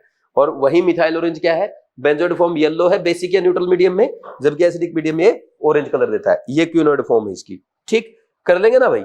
नेक्स्ट देखो, एक एक चीज करा दिया भाई डिटेल में, और आपको पता है प्रैक्टिकल में तो हमने मेहनत करी थी। Next question number 26, When copper 2 plus ion is treated with potassium iodide, a white PPT X appears in the solution. The solution is treated with sodium thiosulfate. The compound Y is formed. X and Y respectively are. देखो copper 2 plus ion को जब आप potassium iodide के साथ treat करते हैं क्या बनता है? Cu2I2 की व्हाइट पीपीटी बनती है. क्या बनता है? Cu2I2 की व्हाइट पीपीटी, साथ में बनेगा I2. और जब इसको आप हाइपो सॉल्यूशन के साथ यानी Na2H2O3 के साथ ट्रीट करते हैं तो क्या हो जाएगा? यहां पे आपका ये बन जाएगा Na2S4O6 और आयोडीन जो है वो रिड्यूस हो जाता है सोडियम आयोडाइड में. समझ आया कि नहीं आप? तो अब ये पूछ रहा आपसे, ये X, ये बना X और ये बना Y. What is X and Y? बताओ. Cu2I2 कहां है? ये रहा और ये रहा. और कौन से बना फिर? Y क्या? Na2SO46. ये रहा Y. Answer is 3. Answer is 3. JEE Mains का क्वेश्चन है, फर्स्ट अटेम्प्ट में हो जाना चाहिए अगर नीट में आता है. और लिख लो नीट 2025 में आ सकता है, क्योंकि नीट में अभी तक एग्जामिनर ने प्रैक्टिकल ऑर्गेनिक केमिस्ट्री और सोल्ट एनालिसिस पे ही जोर दिया है. उसने प्रैक्टिकल फिजिकल केमिस्ट्री क्वेश्चन नहीं पूछे जहां से अच्छे क्वेश्चन बनते हैं, है ना. तो ये क्वेश्चन आ सकता है पक्का एज इट इज, है ना. ये रिएक्शन आपको दोनों याद होने चाहिए. कॉपर 2 प्लस क्या करता है? पोटेशियम आयोडाइड के साथ Cu2I2 बनाएगा प्लस I2 बनाएगा. फिर ये I2 जो बनता है स्टार्च के साथ ये ब्लू सॉल्यूशन देता है. लेकिन जब Na2H2O3 हाइपो सॉल्यूशन के साथ ट्रीट करते हैं तो ये I2 को सोडियम आयोडाइड में रिड्यूस कर देगा, जिसके कारण ब्लू कलर डिसअपियर हो जाता है. समझे कि नहीं समझे? ये टेस्ट होता है आपका. नेक्स्ट, इसके बाद question number 27. Very very important question. ये आगे प्रैक्टिकल केमिस्ट्री आपकी. अब देखो मेरे पास इतना स्पेस नहीं है कि इन चारों की रिएक्शन में आपको लिखवा दूं. अब मैं सीधा पीडीएफ से दिखाऊंगा, आप पीडीएफ से लिखते रहना.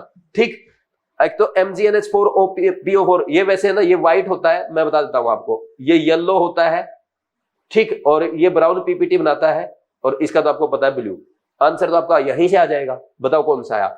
ए का मैच कर गया 2 के साथ, A2 के साथ, A2 के साथ B3 के साथ, A2 B3 C1 और D4, A2 B3. Answer is 2.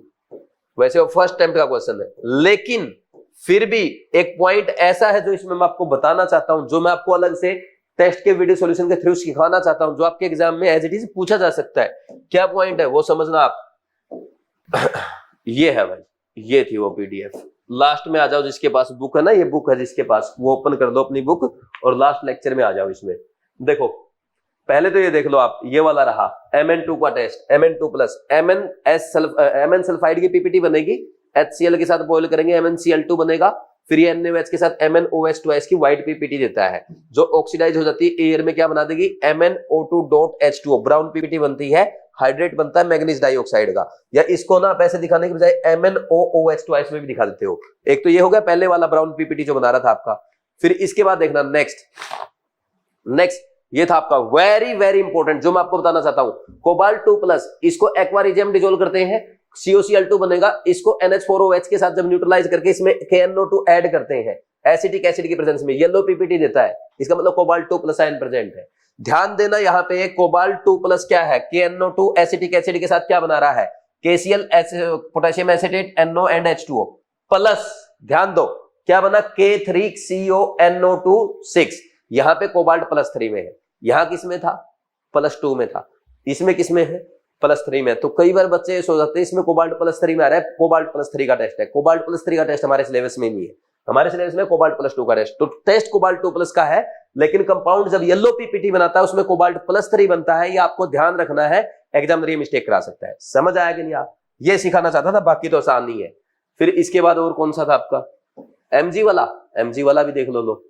ये रहा Mg2 प्लस आयन क्या करेगा? Na2HPO4 के साथ NH4OH की प्रेजेंस में ये MgNH4PO4 की पीपीटी बनाएगा, जो कि व्हाइट पीपीटी होती है. और आयरन वाली मैं आपको दिखाई देता हूं. चलो वो भी आयरन वाली भी मस्त है. वैसे देखो जो आपका Fe3 प्लस आयन होता है, तो Fe3 प्लस आयन को किसके साथ ट्रीट किया जाता है? यहां पे अगर आप इसका टेस्ट देखेंगे, टेस्ट जो है आपका Fe3 प्लस वाला टेस्ट फॉर आर्सेनिक, ये रहा ग्रुप 3 का. पहले इसको बॉयल करते हैं, H2S बॉयल करेंगे ताकि H2S गैस रिमूव हो जाए, और इसमें कंसंट्रेटेड HNO3 ऐड करते हैं, NH4OH ऐड करेंगे इन प्रेजेंस ऑफ NH4Cl. तो जो NH4OH है ये क्या करेगा? ये Fe3 प्लस आयन के साथ फेरिक हाइड्रोक्साइड की रेड ब्राउन पीपीटी बना लेता है, जो कि सोल्यूबल होती है HCl में। HCl में सोल्यूबल क्यों है? क्योंकि ये बेसिक है और ये एसिडिक है। क्या बन जाएगा? FeCl3 बन जाएगा। एक तो ये आपके एग्जाम में पूछा जाता है, FeCl3 बनता है, फिर K4FeCN6 बनेगा। K4FeCN6 के साथ जब ट्रीट करेंगे तो फेरिफेरोसाइनाइड, ये पर्शियन ब्लू कलर देता है, इसकी पीपीटी बन जाएगी। फिर इसमें एक्सेस में K4FeCN6 डालने पे ये कोलोइडल सॉल्यूशन देता है, सस्पेंशन बनता है। कलर तो पर्शियन ब्लू ही रहेगा, लेकिन पीपीटी क्या है? ये सस्पेंशन में आ जाएगी और क्या बन जाएगा? KFeFeCN6। ये जेई मेंस चारों पूछ चुका है कि FeCl3 K4FeCN6 के साथ रिएक्शन करके पर्शियन ब्लू की पीपीटी देगा, जो कि फेरिफेरोसाइनाइड बनता है। इसको एक्सेस K4FeCN6 डालने पे क्या बनता है? KFeFeCN6। देखो मैंने सब जगह डॉक्टर लिख रखा है और डॉक्टर और अपना नेम भी लिखवा रखा है, ठीक। तो ये क्वेश्चन आपके नीट 2025 में एज इट इज पूछा जा सकता है। जहां पे भी आपके प्रैक्टिकल केमिस्ट्री बुक में डॉक्टर और डॉक्टर के आगे नेम लिखवा रखा हो, वो क्वेश्चन एग्जाम में 100% आएगा, ठीक। ये हो गया भाई आपका पूरा रिवाइज, ठीक। देखो इतना अगर मैं लिखने बैठ जाऊंगा ना, फिर तो मेरे सारे क्वेश्चन नहीं हो पाएंगे, 10 ही क्वेश्चन करा पाऊंगा, लेकिन मैं कोशिश कर रहा हूं पीडीएफ ओपन कर करके जल्दी जल्दी आपको सारा बता दूं। नेक्स्ट ये हो गया ना, इसका तो बता दिया ना पूरा क्वेश्चन। हाँ, prolonged heating is avoided during the preparation of ferrous ammonium sulphate. भाई इसके ना प्रोलॉन्ग्ड हीटिंग अवॉइड की जाती है, क्योंकि ये टू प्रिवेंट ऑक्सीडेशन, नहीं तो ऑक्सीडाइज हो जाता है। ये लगातार हीट करने में क्या हो जाता है? ऑक्सीडाइज हो जाता है। तो इसका ऑक्सीडेशन रोकने के लिए क्या करते हैं? इसका लंबी लगातार हीटिंग अवॉइड की जाती है। Answer is two easy question है, फर्स्ट टाइम का क्वेश्चन है, कोई भी कर सकता है, ठीक है भाई। नेक्स्ट अब आएगा question number 29। Element not present in national reagent. National reagent होता है K2HgI4, ठीक। इसमें कौन सा प्रेजेंट नहीं है? पोटेशियम प्रेजेंट है, मरकरी है, आयोडीन है, नाइट्रोजन प्रेजेंट नहीं है। आंसर 4। जेई मेन क्वेश्चन है, नीट में आ सकता है। Question number 30।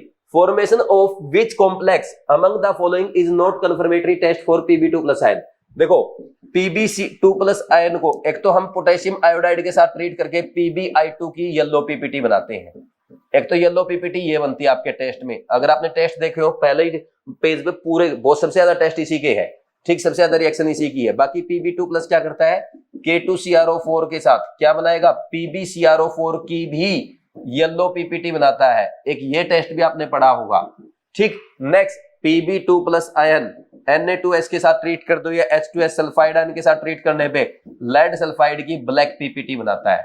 ये सारे टेस्ट आपने पढ़े हैं, लेकिन क्या कभी आपने लेड नाइट्रेट बनाया है? नहीं बनाते। तो आंसर 4 आपका यूज नहीं किया जाता during confirmatory test of Pb2 plus ion.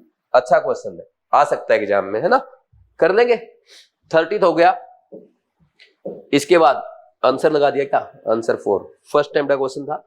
Next, which of the following reagent में be used to distinguish between phenol and benzoic acid. भाई फिनोल और बेंजोइक एसिड के लिए क्या यूज करते हैं? फिनोल FeCl3 के साथ, न्यूट्रल FeCl3 के साथ क्या देता है दोस्तों? वॉयलेट कलर कंपाउंड बनाएगा कि नहीं बनाएगा? वॉयलेट कलर का कंपाउंड बनाता है। कैसा? याद है रिएक्शन?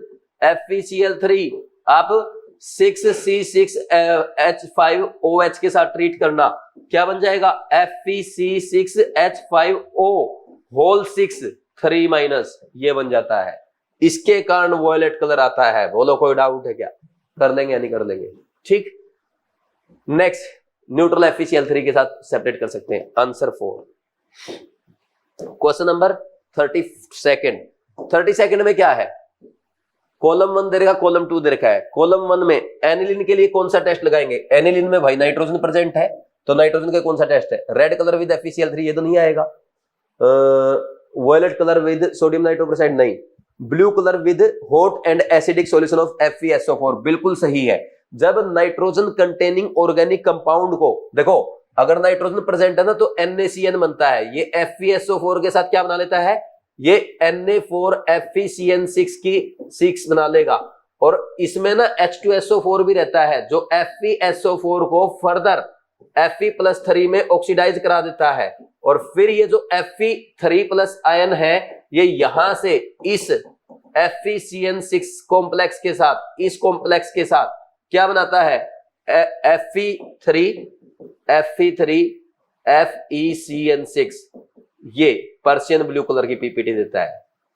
ठीक, पर्शियन ब्लू। कर लेंगे। ये आ गया, इसका आंसर आ गया 3। Benzene sulphonic acid. Benzene sulphonic acid को कैसे करेंगे भाई? बेंजीन सल्फोनिक एसिड, इसमें क्या सल्फर प्रेजेंट है, तो सल्फर प्रेजेंट है, इसका मतलब इसको ट्रीट किया जाए किसके साथ? सोडियम नाइट्रोप्रोसाइड के साथ। सोडियम नाइट्रोप्रोसाइड के साथ मैंने अभी आपको बताया था वॉयलेट कलर का कंपाउंड बनाएगा, ठीक। और इसमें थायोयूरिया, थायोयूरिया का मतलब ये हो गया इसमें नाइट्रोजन भी प्रेजेंट है, सल्फर भी प्रेजेंट है। एक सेकंड, सॉरी स्ट्रक्चर कैसा बना दिया ये, दिस इज थायोयूरिया। थायोयूरिया में क्या होगा? नाइट्रोजन और सल्फर FeCl3 के साथ क्या कर लेंगे भाई? FeSCN की ब्लड रेड पीपीटी बना देते हैं, ठीक। ये वाला, ये मैच कर गया फर्स्ट के साथ, ये मैच कर गया सेकंड के साथ। आंसर बताओ, A का 3, B का 2, C का 1। Answer is 2। अच्छा क्वेश्चन है, फर्स्ट टाइम का क्वेश्चन है। फर्स्ट का तो नहीं, सेकंड का बोलूंगा क्योंकि थोड़ा सा रिवाइज करने की जरूरत है ना। अच्छा क्वेश्चन है, लिखना चाहो तो लिख सकते हो, लिख लो वीडियो पॉज करके। नेक्स्ट है भाई question number 33। An ammoniacal metal salt gives a brilliant red precipitate on addition of dimethyl glycogen. The metal ion is, सबको पता है कौन सा आएगा? निकिल 2+ आएगा। आंसर 3। फर्स्ट अटेम्प्ट का क्वेश्चन होना चाहिए क्योंकि ये तो हम कोऑर्डिनेशन कंपाउंड में भी पढ़ते हैं, प्रैक्टिकल केमिस्ट्री में पढ़ा है। एक बार नोट्स में दिखा देता हूं क्योंकि यहां से जेईई मेन 2025 में क्वेश्चन पूछा गया था। ये टेस्ट फॉर ग्रुप 4 में आएगा, ठीक। इसमें क्या है देखो, सबसे पहले ये रहा टेस्ट फॉर निकिल 2+ आयन। यहां पे जब हम निकिल सल्फाइड को यहां एक्वा रेजिया के साथ ट्रीट करेंगे क्या बनेगा? NiCl2 NH4OH प्लस DMG, रोजी रेड पीपीटी बनती है, यानी निकिल 2+ आयन प्रेजेंट है। पीपीटी जो बनती है उसका कॉम्प्लेक्स आपके सामने बना हुआ है जिसमें निकिल का हाइब्रिडाइजेशन है DsP2 स्क्वायर प्लेनर, इसकी ज्योमेट्री है। ध्यान दे यहां पे क्या बन रहा है? चिलेट रिंग बन रही है। कितने मेंबर चिलेट रिंग बन रही है? 5 मेंबर चिलेट रिंग। कितनी रिंग? 2 रिंग बन रही है। फिर यहाँ पे इंट्रामोलिकुलर हाइड्रोजन बॉन्डिंग भी हो रही है, इंट्रामोलिकुलर हाइड्रोजन बॉन्डिंग के कारण भी रिंग बन रही है। कितनी रिंग? 2 रिंग। कितने मेंबर रिंग? 6 member ring. ये क्वेश्चन आया था जेईई मेन 2025 में, और देखो पहले ही यहाँ पे हमने लिख रखा है क्योंकि ऑलरेडी IIT एडवांस भी ये पूछ चुका है। कर लेंगे, मैं एक बार स्ट्रक्चर आपको बना के दे देता हूं क्योंकि बार बार ये पूरा डिटेल में लिखना तो टाइम वेस्ट हो जाएगा, है ना। इससे अच्छा हम 1-2 कॉन्सेप्ट एक्स्ट्रा रिवाइज कर लेंगे। तो निकिल 2+ जब किसके साथ रिएक्शन करता है? NH4OH की प्रेजेंस में, NH4OH की प्रेजेंस में डाइमिथाइल ग्लाइकोजेन के साथ। एक सेकंड यार, ये ऐसे, ये है डाइमिथाइल ग्लाइकोजेन, ठीक। इसके भी कितने लेते हो आप? अरे यार, ठीक। इसके भी 2 मोल, इसके भी 2 मोल। तो क्या बनता है? निकिल 2+ को कोऑर्डिनेट करेगा ऐसे कौन? नाइट्रोजन कोऑर्डिनेट करता है दोनों केस में ही। ये नाइट्रोजन कोऑर्डिनेट कर रहा है, ये इस पे OH लगा, ये ऑक्सीजन का मान लीजिए एक H+ किसने हटा दिया? NH4OH ने हटा दिया, ये ऐसे, ठीक। और यहाँ पे नाइट्रोजन, ये कार्बन, ये सॉरी ये मिथाइल, यहाँ पे इस बार ऑक्सीजन, नीचे ये OH, ये हाइड्रोजन बॉन्डिंग और ये हाइड्रोजन बॉन्डिंग। निकिल का हाइब्रिडाइजेशन ये है रोजी रेड पीपीटी। निकिल 2+ क्या है? निकिल 2+ यहाँ पे DsP2 है, स्क्वायर प्लेनर ज्योमेट्री है भैया, स्क्वायर प्लेनर ज्योमेट्री। और आप क्या बोलेंगे? पहला पॉइंट कि यहाँ पे 2 बन रही है आपकी 5 मेंबर्ड चिलेट रिंग, और 2 बन रही है आपकी यहाँ पे 6 मेंबर्ड हाइड्रोजन बॉन्डिंग रिंग, है ना। हाइड्रोजन बॉन्डिंग रिंग कैसी हाइड्रोजन बॉन्डिंग हो रही है? Intramolecular, within a molecule है। कर लेंगे भाई, very very important for NEET 2025, for very important for NEET 2025। ये लोग कर सकते हैं ऐसे।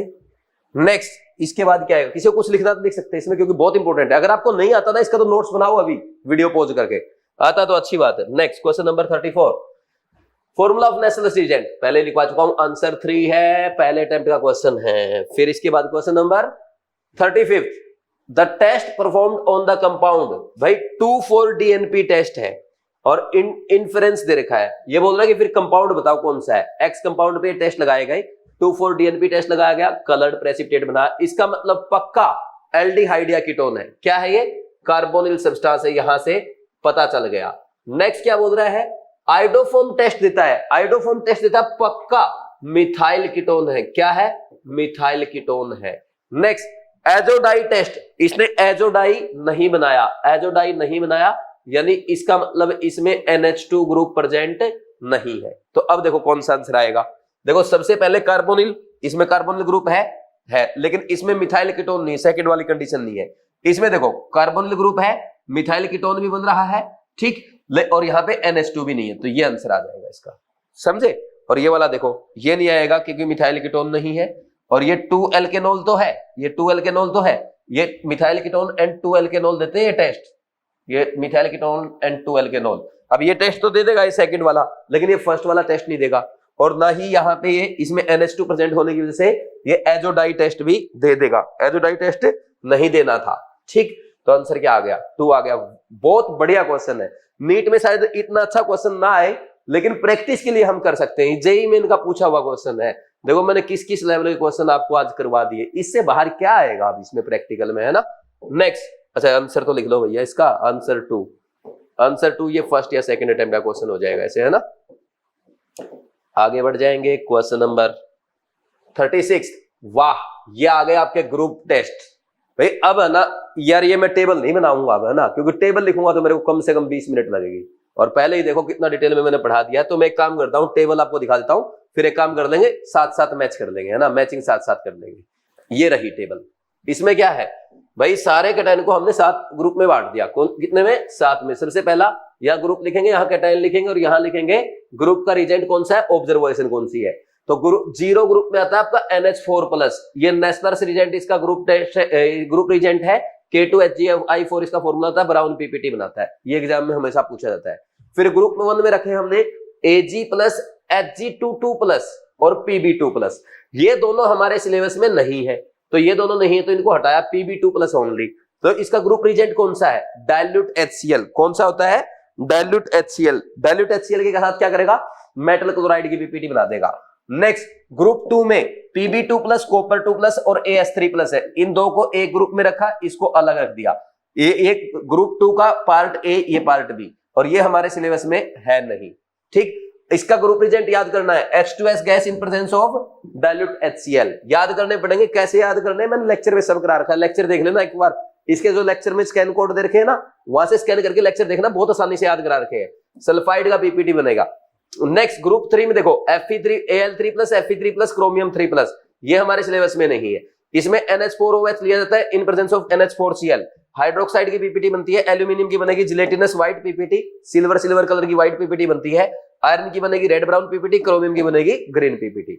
यहां पे इंपॉर्टेंट ये है IIT एडवांस लेवल की बात कि NH4OH NH4Cl की प्रेजेंस में क्यों यूज किया, क्योंकि कॉमन आयन इफेक्ट लगेगा तो अमोनियम हाइड्रोक्साइड का कम डिसोसिएशन होगा, जिससे बस सिर्फ क्या बनेगा, आपके मेटल हाइड्रोक्साइड की पीपीटी बनेगी। बोला सर अगर ये ना ले तो ये एक्सेस में डिकम्पोज हो जाएगा, और एक्सेस में इसका डिसोसिएशन होगा तो ज्यादा से ज्यादा OH- मिलेगा, जिसके कारण क्या हो जाएगा, जो पीपीटी बन रही है वापिस डिजोल्व हो जाएगी। तो कॉमन आयन इफेक्ट से क्या होता है, OH- आयन की कंसंट्रेशन कम करने के लिए इसको यूज किया जाता है।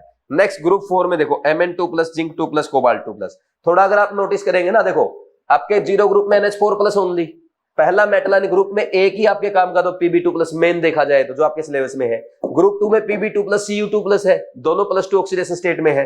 ग्रुप 3 में आपके 3 है, एल्यूमिनियम 3+, Fe3+, क्रोमियम 3+, तीनों +3 ऑक्सीडेशन स्टेट में है।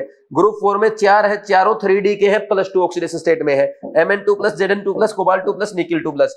इसका रिजेंट है H2S in presence of NH4OH, और इसका MnS और जिंक सल्फाइड व्हाइट पीपीटी बनाएगा, और ये दोनों ब्लैक पीपीटी बनाते हैं। Ba2+, Sr2+, Ca2+, NH4 twice CO3 in presence of NH4OH, ये कार्बोनेट पीपीटी बनेगी। ग्रुप 5 है। ग्रुप 6 में Na+, K+ और Mg2+, इसमें इंडिविजुअल टेस्ट लगाते हैं, ठीक। ये टेबल थी। अब आपने टेबल पूरी पढ़ी है, आप मेरे साथ साथ क्वेश्चन सोल्व करोगे। Pb2+ और कॉपर 2+ किसका हो गया, ग्रुप 2 का हुआ ना, ग्रुप 2A। तो इसमें कौन सा यूज करेंगे, group 2A, H2S in presence of dilute HCl, पहले से ही मैच कर गया। एल्यूमिनियम 3+, Fe3+, ग्रुप 3 के है, तो ग्रुप 3 में क्या था, NH4OH in presence of NH4Cl, B match कर गया थर्ड के साथ। कर रहे ना आप साथ की साथ। कोबाल्ट 2 प्लस निकिल 2 प्लस, ये आपके ग्रुप 4 के हैं। ग्रुप 4 में क्या होगा, ग्रुप 4 में देखो क्या था, कौन सा था, NH4O H2S in presence of NH4OH बना था ना, कोबाल्ट सल्फाइड निकिल सल्फाइड की ब्लैक PPT 4 के साथ मैच कर गया। बेरियम 2 प्लस कैल्शियम 2 प्लस, ये ग्रुप 5 का है, कौन सा, NH4 2 CO3 in presence of NH4OH। Second, A का 1, A का 1, B का 3, C का 4, D का 2, आंसर 4, आंसर इज 4। ये कौन से एग्जाम का, कौन से अटेम्प्ट का क्वेश्चन है, फर्स्ट अटेम्प्ट का, अगर आपने पढ़ा है तो लिखना भाई एक बार मेरी तरफ से, इंपॉर्टेंट फॉर एग्जाम है ना, इंपॉर्टेंट फॉर नीट 2025, इस टेबल से क्वेश्चन आ सकता है आपके एग्जाम में, है ना, कर देंगे ना टेबल को। Next question number 37, in the wet test for identification of various cation by the precipitation which transition element cation does not belong to group 4 in qualitative analysis। अरे ग्रुप 4 में कौन थे भैया, ग्रुप 4 में 4 थे, Mn2 प्लस था, zinc 2 plus था, cobalt 2 plus था और निकिल 2 प्लस था, 4 थे, चारों +2 ऑक्सीडेशन स्टेट में, याद कराया ना मैंने आपको। तो इनमें Fe3 प्लस कहां से आ जाएगा जब चारों +2 वाले हैं, आंसर इज 2। फर्स्ट अटेम्प्ट का क्वेश्चन है, जेई मेन का क्वेश्चन है, देख लो आप कैसे 10-10 सेकंड में सोल्व हो रहा है। मैंने बोला ना, अगर एक बार आपने अच्छे से पढ़ा होगा, प्रैक्टिकल केमिस्ट्री के लेक्चर अगर आप देख जाएंगे मेरे, एक एक सेकंड में क्वेश्चन होंगे आपके। नेक्स्ट देखो question number 38, given below are 2 statements. Statement 1, upon heating a borax bead dipped in cupric sulphate in a luminous flame the colour of the bead becomes green. वो बोल रहा है कि जब हम बोरैक्स बीड को क्यूपरिक सल्फेट में ल्यूमिनस फ्लेम में हीट करते हैं तो कलर कैसा आता है, ग्रीन आता है। देखो CuBO2 ट्वाइस जो देता है वो ब्लू ग्रीन फ्लेम देता है, लेकिन किसमें, नॉन ल्यूमिनस फ्लेम में, किसमें, नॉन ल्यूमिनस फ्लेम में, ना कि ल्यूमिनस फ्लेम में। जेई मेन का क्वेश्चन है, पहली statement wrong. The green colour observed is due to the formation of copper 1 metaborate, नहीं कॉपर 1 में नहीं है, +2 ऑक्सीडेशन स्टेट में, ये भी रॉन्ग हो गया। Both statement are false, both statement 1 and 2 are false, answer is 1। JEE Main का क्वेश्चन है, ठीक। जेई सारे ही तो जेई मेंस के है यार, है ना, मैं कौन से घर से बना के लाऊंगा क्या, नहीं, ठीक, इसलिए सारे क्वेश्चन इंपोर्टेंट लिख रखा है। फर्स्ट अटेम्प्ट का तो नहीं है, फर्स्ट या सेकंड का बोल सकते हो, छोटी सी गलती हो सकती है, ध्यान रखना इसमें, है ना। नेक्स्ट, वाह, ये टेबल आ गई भाई आपकी, गैस इवॉल्व होगी। देखो जब आप डाइल्यूट H2SO4 ऐड करते हैं, सोडा क्या बोलते हैं उसको, हम जो एक्सट्रैक्ट बनाते हैं ना, सोडा एक्सट्रैक्ट जो बनाते हैं, उसमें जब आप डाइल्यूट H2SO4 डाल के हीट करते हैं तो कार्बोनेट आयन अगर प्रेजेंट है, कलरलेस गैस इवॉल्व होगी विद ब्रिस्क एफरवेसेंस, इसका कोई ऑर्डर भी नहीं होता। Colourless gas evolve with brisk effervescence which turns lime water milky, जो CaOH को व्हाइट कर देती है। तो ए का मैच कर गया 4 के साथ। नेक्स्ट, सल्फाइड आयन क्या करेगा, कलरलेस गैस आएगी, कलरलेस रोटन एग स्मेल आती है, colourless gas and which turns lead acetate paper black, PBS बना दिया लेड सल्फाइड, तो ये मैच कर गया फर्स्ट के साथ। Next, brown films which turns acidified KI solution containing starch blue, तो ये कौन करेगा, ये काम होता है आपका नाइट्राइट आयन का। नाइट्राइट आयन क्या कर देगा, I- को ऑक्सीडाइज कर देता है I2 में, जिसके कारण स्टार्च का सॉल्यूशन कैसा हो जाता है, ब्लू हो जाता है। तो ये मैच कर गया आपका किसके साथ, डी मैच कर गया 3 के साथ। और कौन सा बच गया, सल्फाइड आयन, कलरलेस गैस आ जाएगी which turns potassium dichromate solution green, ये बिल्कुल सही है। इसमें ना SO2 बन जाता है और SO2 को K2Cr2 ऑक्सीडाइज कर देगा और खुद रिड्यूस हो जाता है क्रोमियम +3 में, इसके कारण ग्रीन कलर आता है। ये बनता है एक्चुअल में Cr2SO4 थ्राइस, ठीक। ये बड़ा बढ़िया क्वेश्चन है, ये मैच कर गया किसके साथ, सेकंड के साथ। अब देखो जिसने पढ़ा हुआ उसको मजा आ गया होगा, सर ने कितना जल्दी करा दिया, लेकिन जिसने नहीं पढ़ा हुआ बैठ के देखेगा, पढ़ लो अभी भी, ये बुक पढ़ लो, बहुत काम की बुक है, बहुत अच्छे से मेहनत से मैंने आपके लिए डिजाइन कर रखी है। जिस बच्चे ने फॉलो किया है वो कामयाब हुआ है, ठीक। A का 4, B का 1, A का 4, B का 1, C का 2, D का 3, आंसर 4, आंसर 4। ये भी फर्स्ट या सेकंड अटेम्प्ट का क्वेश्चन आप बोल सकते। वैसे वो फर्स्ट अटेम्प्ट का ये यार मैच द कॉलम तो आसान ही होते हैं, कोई भी कर देता है ना। दिखाऊं क्या इसकी भी टेबल, इसकी भी टेबल देखना चाहोगे, ये देखो इसकी टेबल, ये बनवाई थी, ये सारे देखो, सारे तो जेईई मेंस के कितने, हर क्वेश्चन करा रखा आपको। देखना अभी ये वाला क्वेश्चन मैंने आपसे पूछा था, यहां से ये नॉन ल्यूमिनस फ्लेम में क्या है, ये ब्लू ग्रीन कलर देता है। ल्यूमिनस फ्लेम में तो ये रेड ओपेक या कलरलेस होता है। ये रहा CuBO2 ट्वाइस, ये करवाया था अभी, ठीक। इससे पहले और देखो ये वाला अभी किया आपने, carbonate ion, sulphide ion, sulphide ion, nitrite ion, ये रहा आपके सामने। जेई मेन का क्वेश्चन है, ठीक। और इसकी टेबल भी देख लो कहाँ है, टेबल भी बनवा रखी होगी यहीं कहीं। टेबल आ जा, टेबल आ जा, टेबल टेबल टेबल टेबल। ये हो गई आपकी किसकी, ये तो उसकी आ गई क्लास 1, मतलब ग्रुप 1 क्लास बी की। इससे भी पहले मिलेगी ना, ये रहा नहीं ये भी नहीं, इससे भी पहले भैया ये रही, ये टेबल थी। Colourless, odourless, brisk effervescence, CO2 carbonate ion, evolve gas क्या करेगी, लाइम वाटर को मिल्की बना देगी। रिएक्शन इससे पहले वाले लेक्चर में लिखा के, फर्स्ट लेक्चर में, ठीक। ये SO2 व्हाइट टर्बिडिटी देगी, है ना। बायोटा वाटर के सफोकेटिंग ऑर्डर होता है, बर्निंग सल्फर स्मेल आती है, कलरलेस है। K2Cr27 को ग्रीन कर देगी।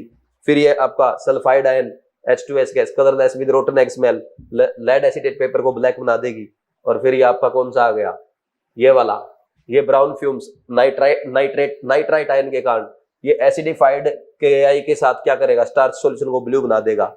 यही तो किया अभी हमने, ठीक।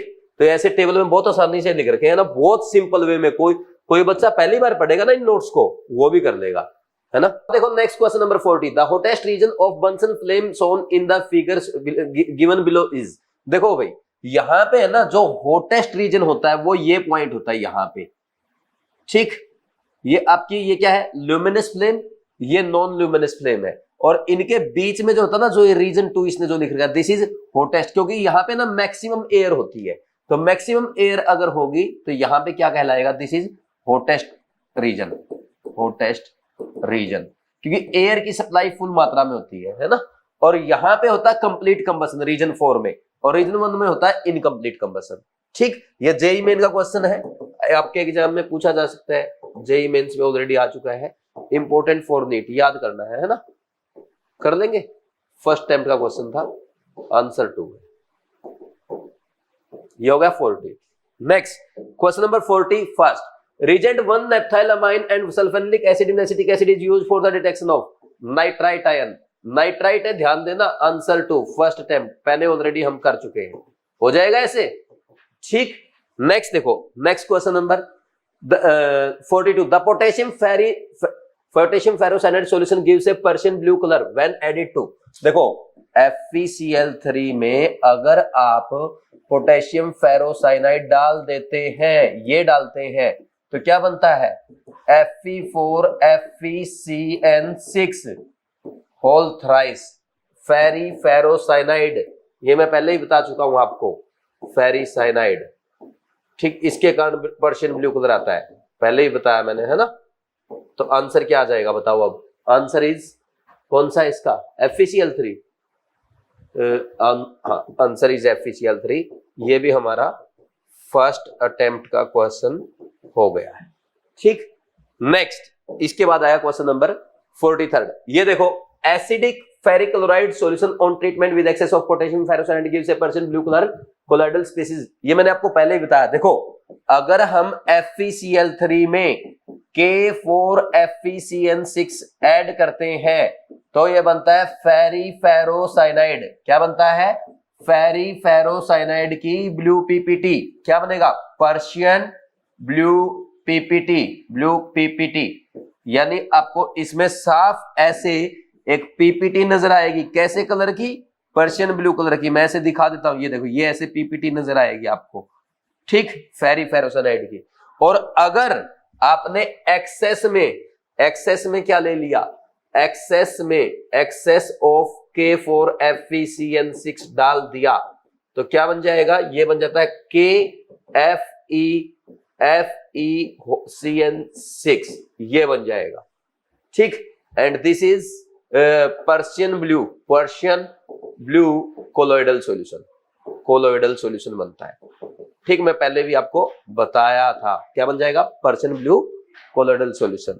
और इसको क्या बोलते हैं, ऐसा दिखा देंगे, ऐसा दिखा दो, इसमें ना ऐसे दिखाएंगे आप, ये जो आपको सस्पेंशन में नजर आएगा Persian blue colloidal solution, PPT टूट के किस में चला गया, सस्पेंशन में आ गया। कर लेंगे ऐसे, ठीक। नेक्स्ट इसके बाद कौन सा आएगा, इसका आंसर क्या है, इसका आंसर तो ये बोल रहा है कोलोइडल स्पीसीज, किसके कारण, फोर्थ के कारण। आंसर 4 और फर्स्ट अटेम्प्ट का क्वेश्चन इसको मैं कहूंगा, अगर किसी को याद हो तो आराम से कर सकता है।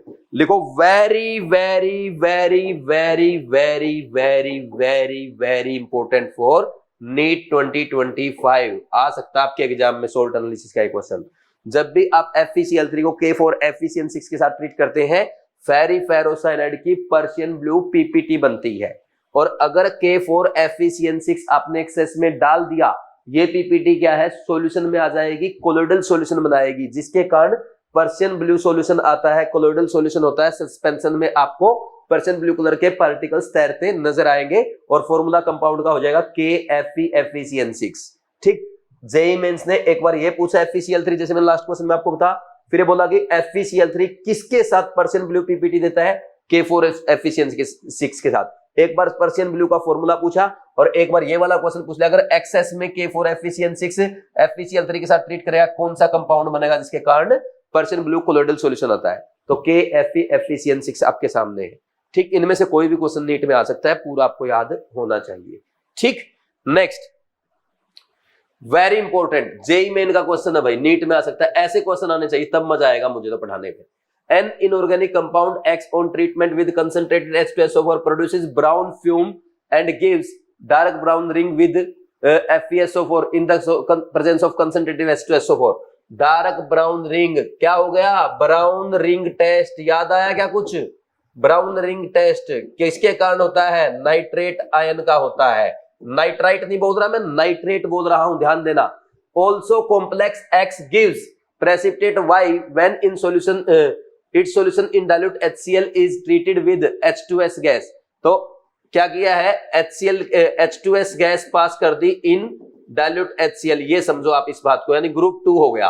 The precipitate Y on treatment with concentrated HNO3, X को इसके साथ ट्रीट किया, फिर ये कंपाउंड क्या बन गया, ये क्या बना, इसने क्या दिया था, पीपीटी किसकी दी है, ये पीपीटी किसकी दी है भाई, इसने ऐसा लिखो इसको, X को जब इसके साथ ट्रीट किया गया, gives precipitate Y when its solution is, ठीक है, ये Y की पीपीटी बन गई, ठीक, ये पीपीटी बनी। जब इस पीपीटी को ट्रीट किया जाता है concentrated HNO3 followed by access of NH4OH, concentrated HNO3 के साथ ट्रीट कर दिया फॉलोड बाय NH4OH, तो यहां क्या बनेगा, further gives deep blue coloured solution, compound X is, कौन सा कंपाउंड होगा, ये पक्का कॉपर 2+ का कंपाउंड है।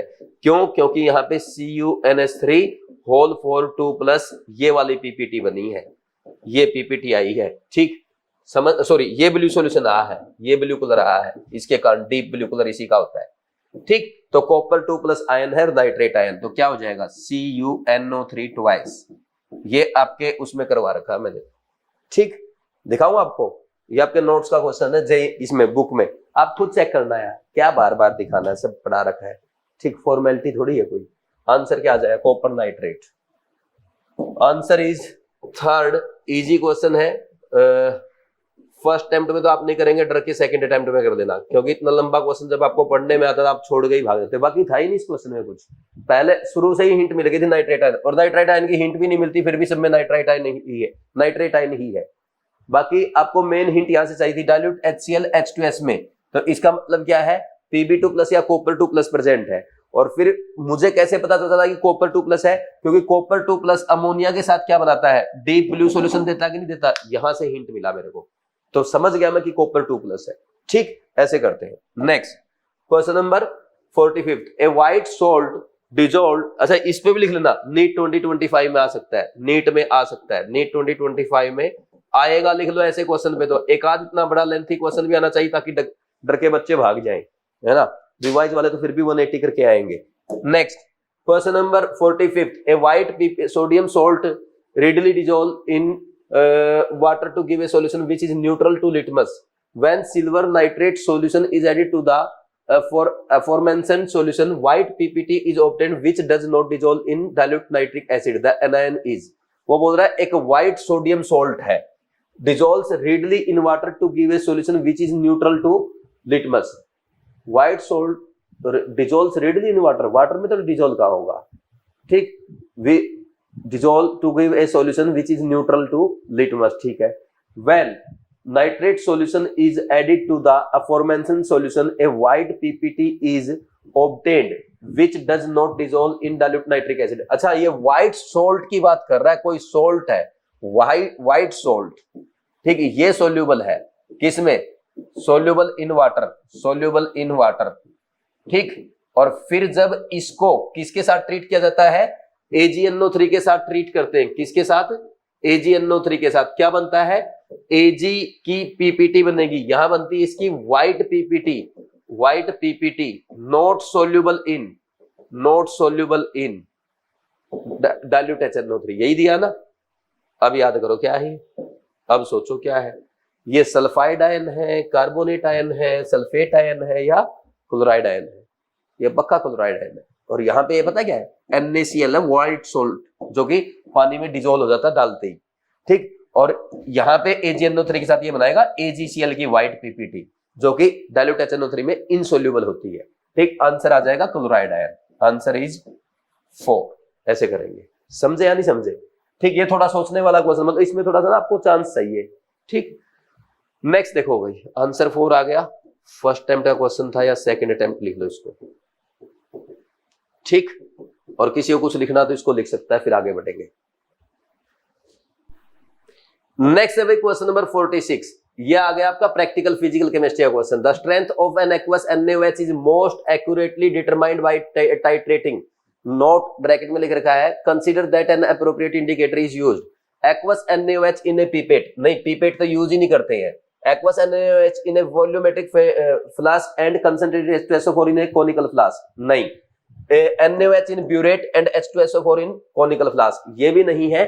हम क्या करते हैं, कोनिकल फ्लास्क लेते हैं और कोनिकल फ्लास्क में यहाँ पे H2C2O4 डालते हैं, ठीक। और ब्यूरेट में क्या भरते हैं, ब्यूरेट में आपको पता है ये आप NaOH भरते हैं इसमें, है ना, इसमें NaOH लेते हैं, ठीक। ये टाइट्रेशन आप करते हैं, ठीक। दिस इज ब्यूरेट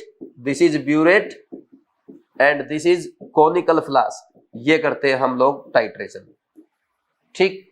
अब देख लो कौन सा आंसर आ जाएगा। स्ट्रेंथ आपको NaOH की पता करनी है तो H2C2O4 के साथ मेजर की जाती है, because this is primary standard solution, ये प्राइमरी स्टैंडर्ड सॉल्यूशन होता है, आपको पता ना, प्राइमरी स्टैंडर्ड सॉल्यूशन होता है, तो इसके साथ मेजर की जाती है। इसकी हमें PHO, इसका हमें ऑलरेडी स्ट्रेंथ पता होती है, तो इसकी स्ट्रेंथ से NaOH की स्ट्रेंथ पता करेंगे सेकेंडरी स्टैंडर्ड सॉल्यूशन बनाने के लिए।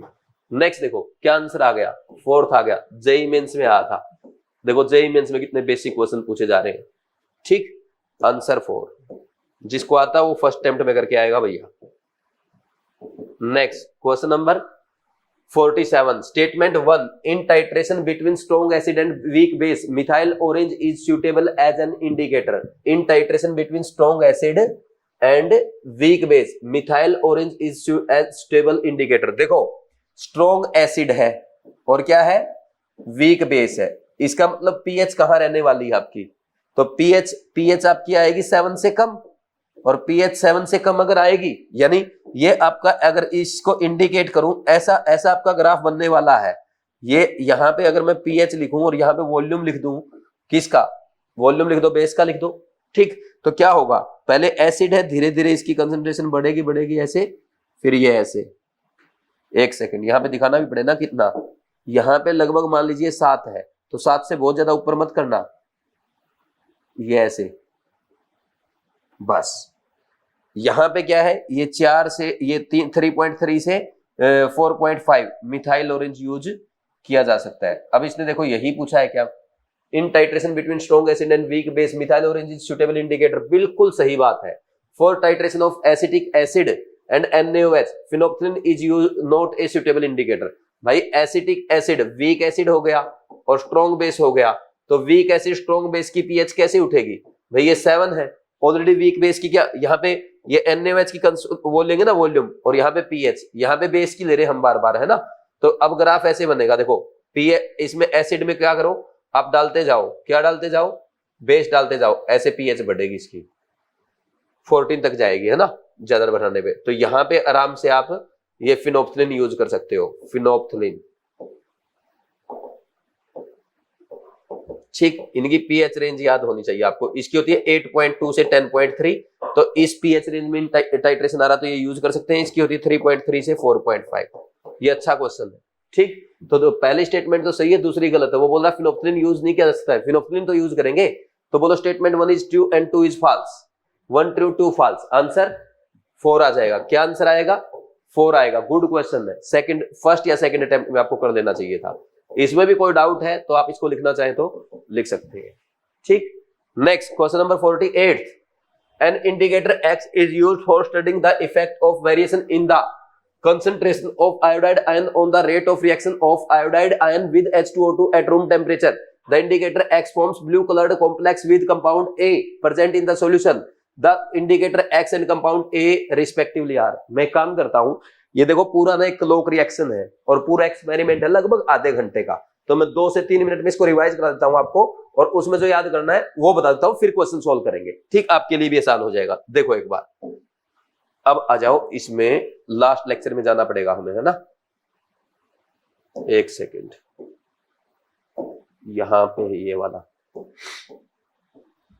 लास्ट लेक्चर प्रैक्टिकल केमिस्ट्री का, लास्ट में आ जाओ भैया। क्लोक रिएक्शन, ये कोलॉइड आ गए, सब पढ़ा रखा है, सब टोटली कर रखा आपने 12th लेक्चर में। ये रहा, देखो kinetic study of iodine. Iodine पहले तो नाम याद करो इसका, क्लोक रिएक्शन येलो से लिख दिया, ये याद करना है। एम क्या है? To prove that on increasing the concentration of iodine the rate of reaction between iodine and H2O2 increase. वही लैंग्वेज वहां पीछे लिखी हुई है। इसमें रिक्वायरमेंट क्या है? 0.1 मोलर KI और हाइपो सॉल्यूशन चाहिए 0.04 मोलर, स्टार्च सॉल्यूशन चाहिए 2.5 मोलर H2SO4 और 3% H2O2 और डिस्टिल्ड वाटर चाहिए।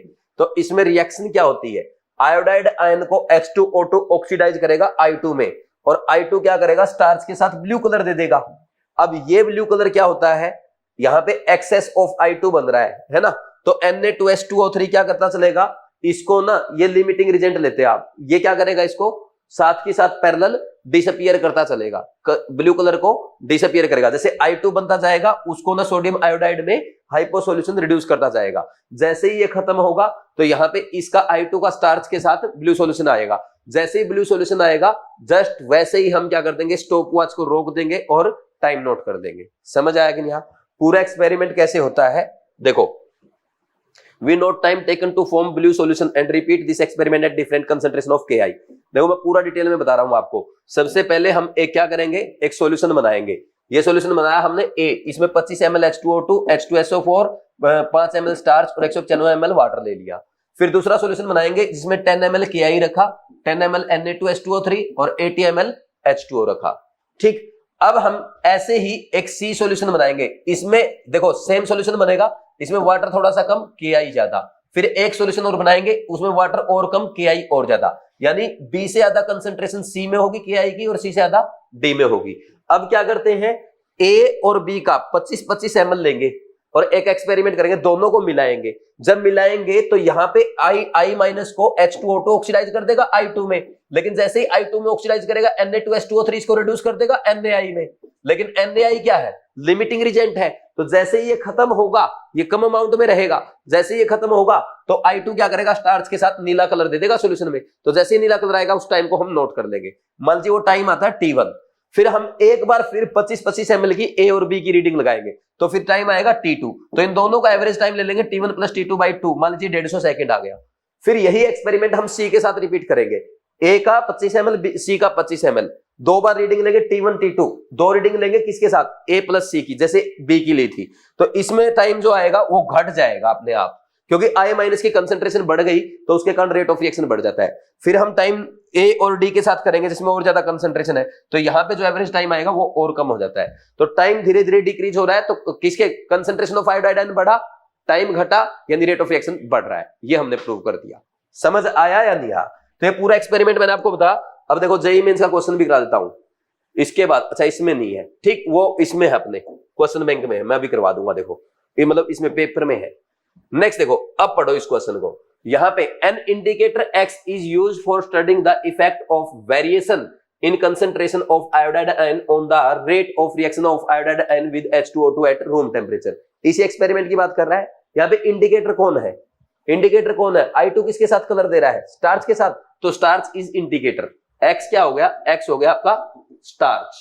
ठीक, next the indicator x forms blue coloured complex with compound A present in the solution, जो ए सॉल्यूशन में प्रेजेंट है उसके साथ। तो किसके साथ बना रहा है ये ब्लू सॉल्यूशन, I2 के साथ, तो ये दोनों ही तो ब्लू सॉल्यूशन देंगे। तो ये पूछ रहा है X and Y are respectively, X is starch and Y is X is starch and A is iodine. Answer is 3। Good question, first या सेकंड अटेम्प्ट का क्वेश्चन आपके लिए।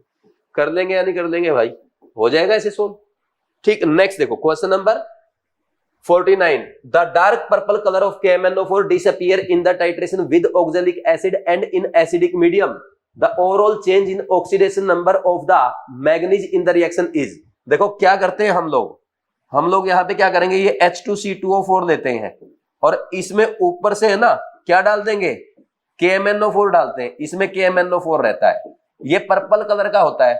अब जैसे ही यहाँ पे एसिडिक मीडियम में H2SO4 की प्रेजेंस में करते हैं, यहां पे जैसे ही KMnO4 नीचे जाएगा तो KMnO4 और H2C2O4 रिएक्शन कर जाता है, तो यहाँ पे MnO4 माइनस से ये 5 इलेक्ट्रॉन लेके किस में चला जाता है, Mn2 प्लस में चला जाएगा। ठीक, और ये जो सी ऑक्सलेट आयन है इसको ऑक्सीडाइज कर देता है CO2 में। यहाँ पे अगर ओवरऑल रिएक्शन आप लिखना चाहें, KMnO4 H2SO4 की प्रेजेंस में H2C2O4 को ऑक्सीडाइज करता है और क्या बनता है, K2SO4 बनेगा, MnSO4 बनेगा और साथ में CO2 बनेगा और वाटर बनेगा। समझ आया कि नहीं? ये रिएक्शन होती है। ठीक, अब इसने पूछा Mn+7 से किस में चला गया, +2 में, कितने इलेक्ट्रॉन लेके, ऑक्सीडेशन नंबर में कितना चेंज आया, ये +7 से +2 में गया तो 5 आया। Answer is 1। लेकिन क्वेश्चन यही खत्म नहीं होता मेरा, ये तो आंसर आ गया आपका इसका 49th क्वेश्चन का। ठीक, ये फर्स्ट अटेम्प्ट का क्वेश्चन है ऐसे तो, लेकिन इंपॉर्टेंट पॉइंट देखो, इस रिएक्शन में क्या होता है, ये कैसे करते हैं एक्सपेरिमेंट भाई। H2C2O4 की वॉल्यूम आपको पता है, मान लीजिए H2C2O4 की कंसंट्रेशन आपको नहीं पता है।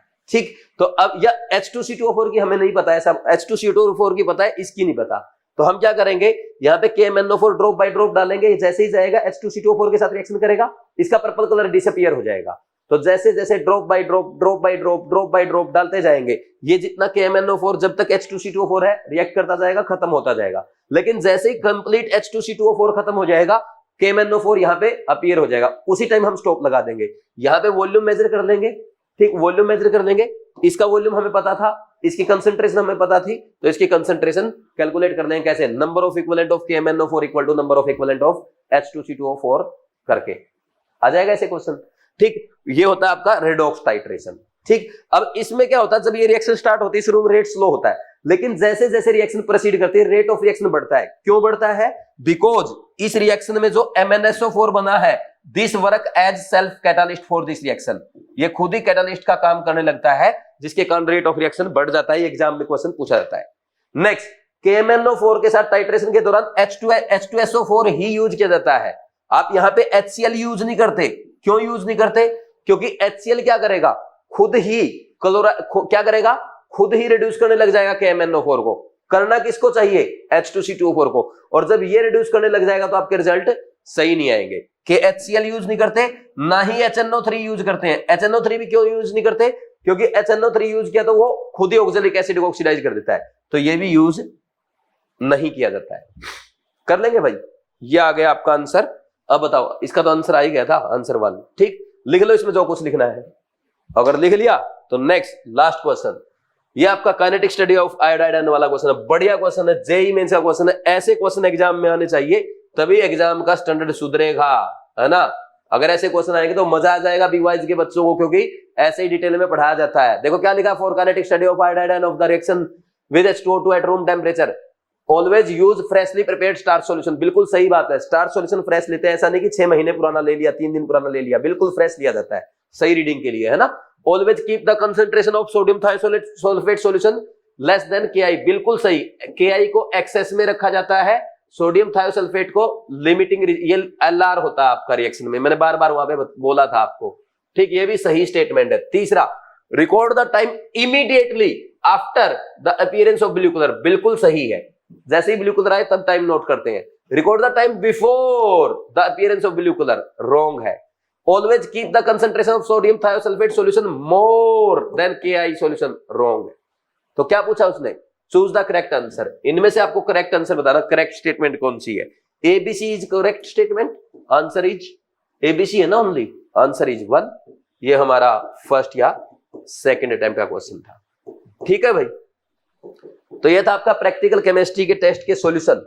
50 क्वेश्चन के थ्रू मैंने आपको हर वो चीज रिवाइज कराई है जो आप एग्जाम में मिस्टेक कर सकते हैं, एग्जामिनर आपसे पूछ सकता है। मुझे उम्मीद है आपने आज के वीडियो सॉल्यूशन को एंजॉय किया होगा और साथ में नोट्स भी बनाए होंगे। जो इंपॉर्टेंट पॉइंट मैंने आपको बोले, जो मैंने बोला कि ध्यान रखना है, मिस्टेक मत करना, बस अब इनको एग्जाम तक अच्छे से रिवाइज कर लेना।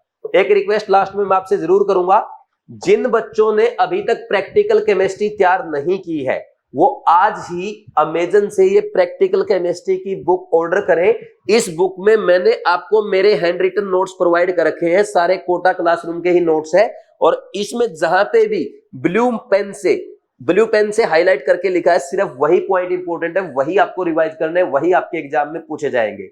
इस बुक में आपके practical organic chemistry, salt analysis यानी प्रैक्टिकल इनऑर्गेनिक केमिस्ट्री के साथ साथ प्रैक्टिकल फिजिकल केमिस्ट्री कवर की गई है, और साथ में आपके जेई मेन नीट के पुराने क्वेश्चन कराए गए हैं। एक्स्ट्रा प्रैक्टिस के लिए साथ में क्वेश्चन बैंक की फॉर्म में इसी में क्वेश्चन भी दे रखे हैं। और हर लेक्चर के लास्ट में आप देखो, नोट्स के लास्ट में एक स्कैन कोड दिया हुआ है, जिसको स्कैन करके आप मेरा कोटा क्लासरूम का वीडियो लेक्चर भी देख सकते हो। तो देर ना करें, आज ही अमेजन से आप ये प्रैक्टिकल केमिस्ट्री की बुक ऑर्डर करें, इससे प्रैक्टिकल केमिस्ट्री तैयार करें और नीट एग्जाम में अपने 5 क्वेश्चन सही करके आए।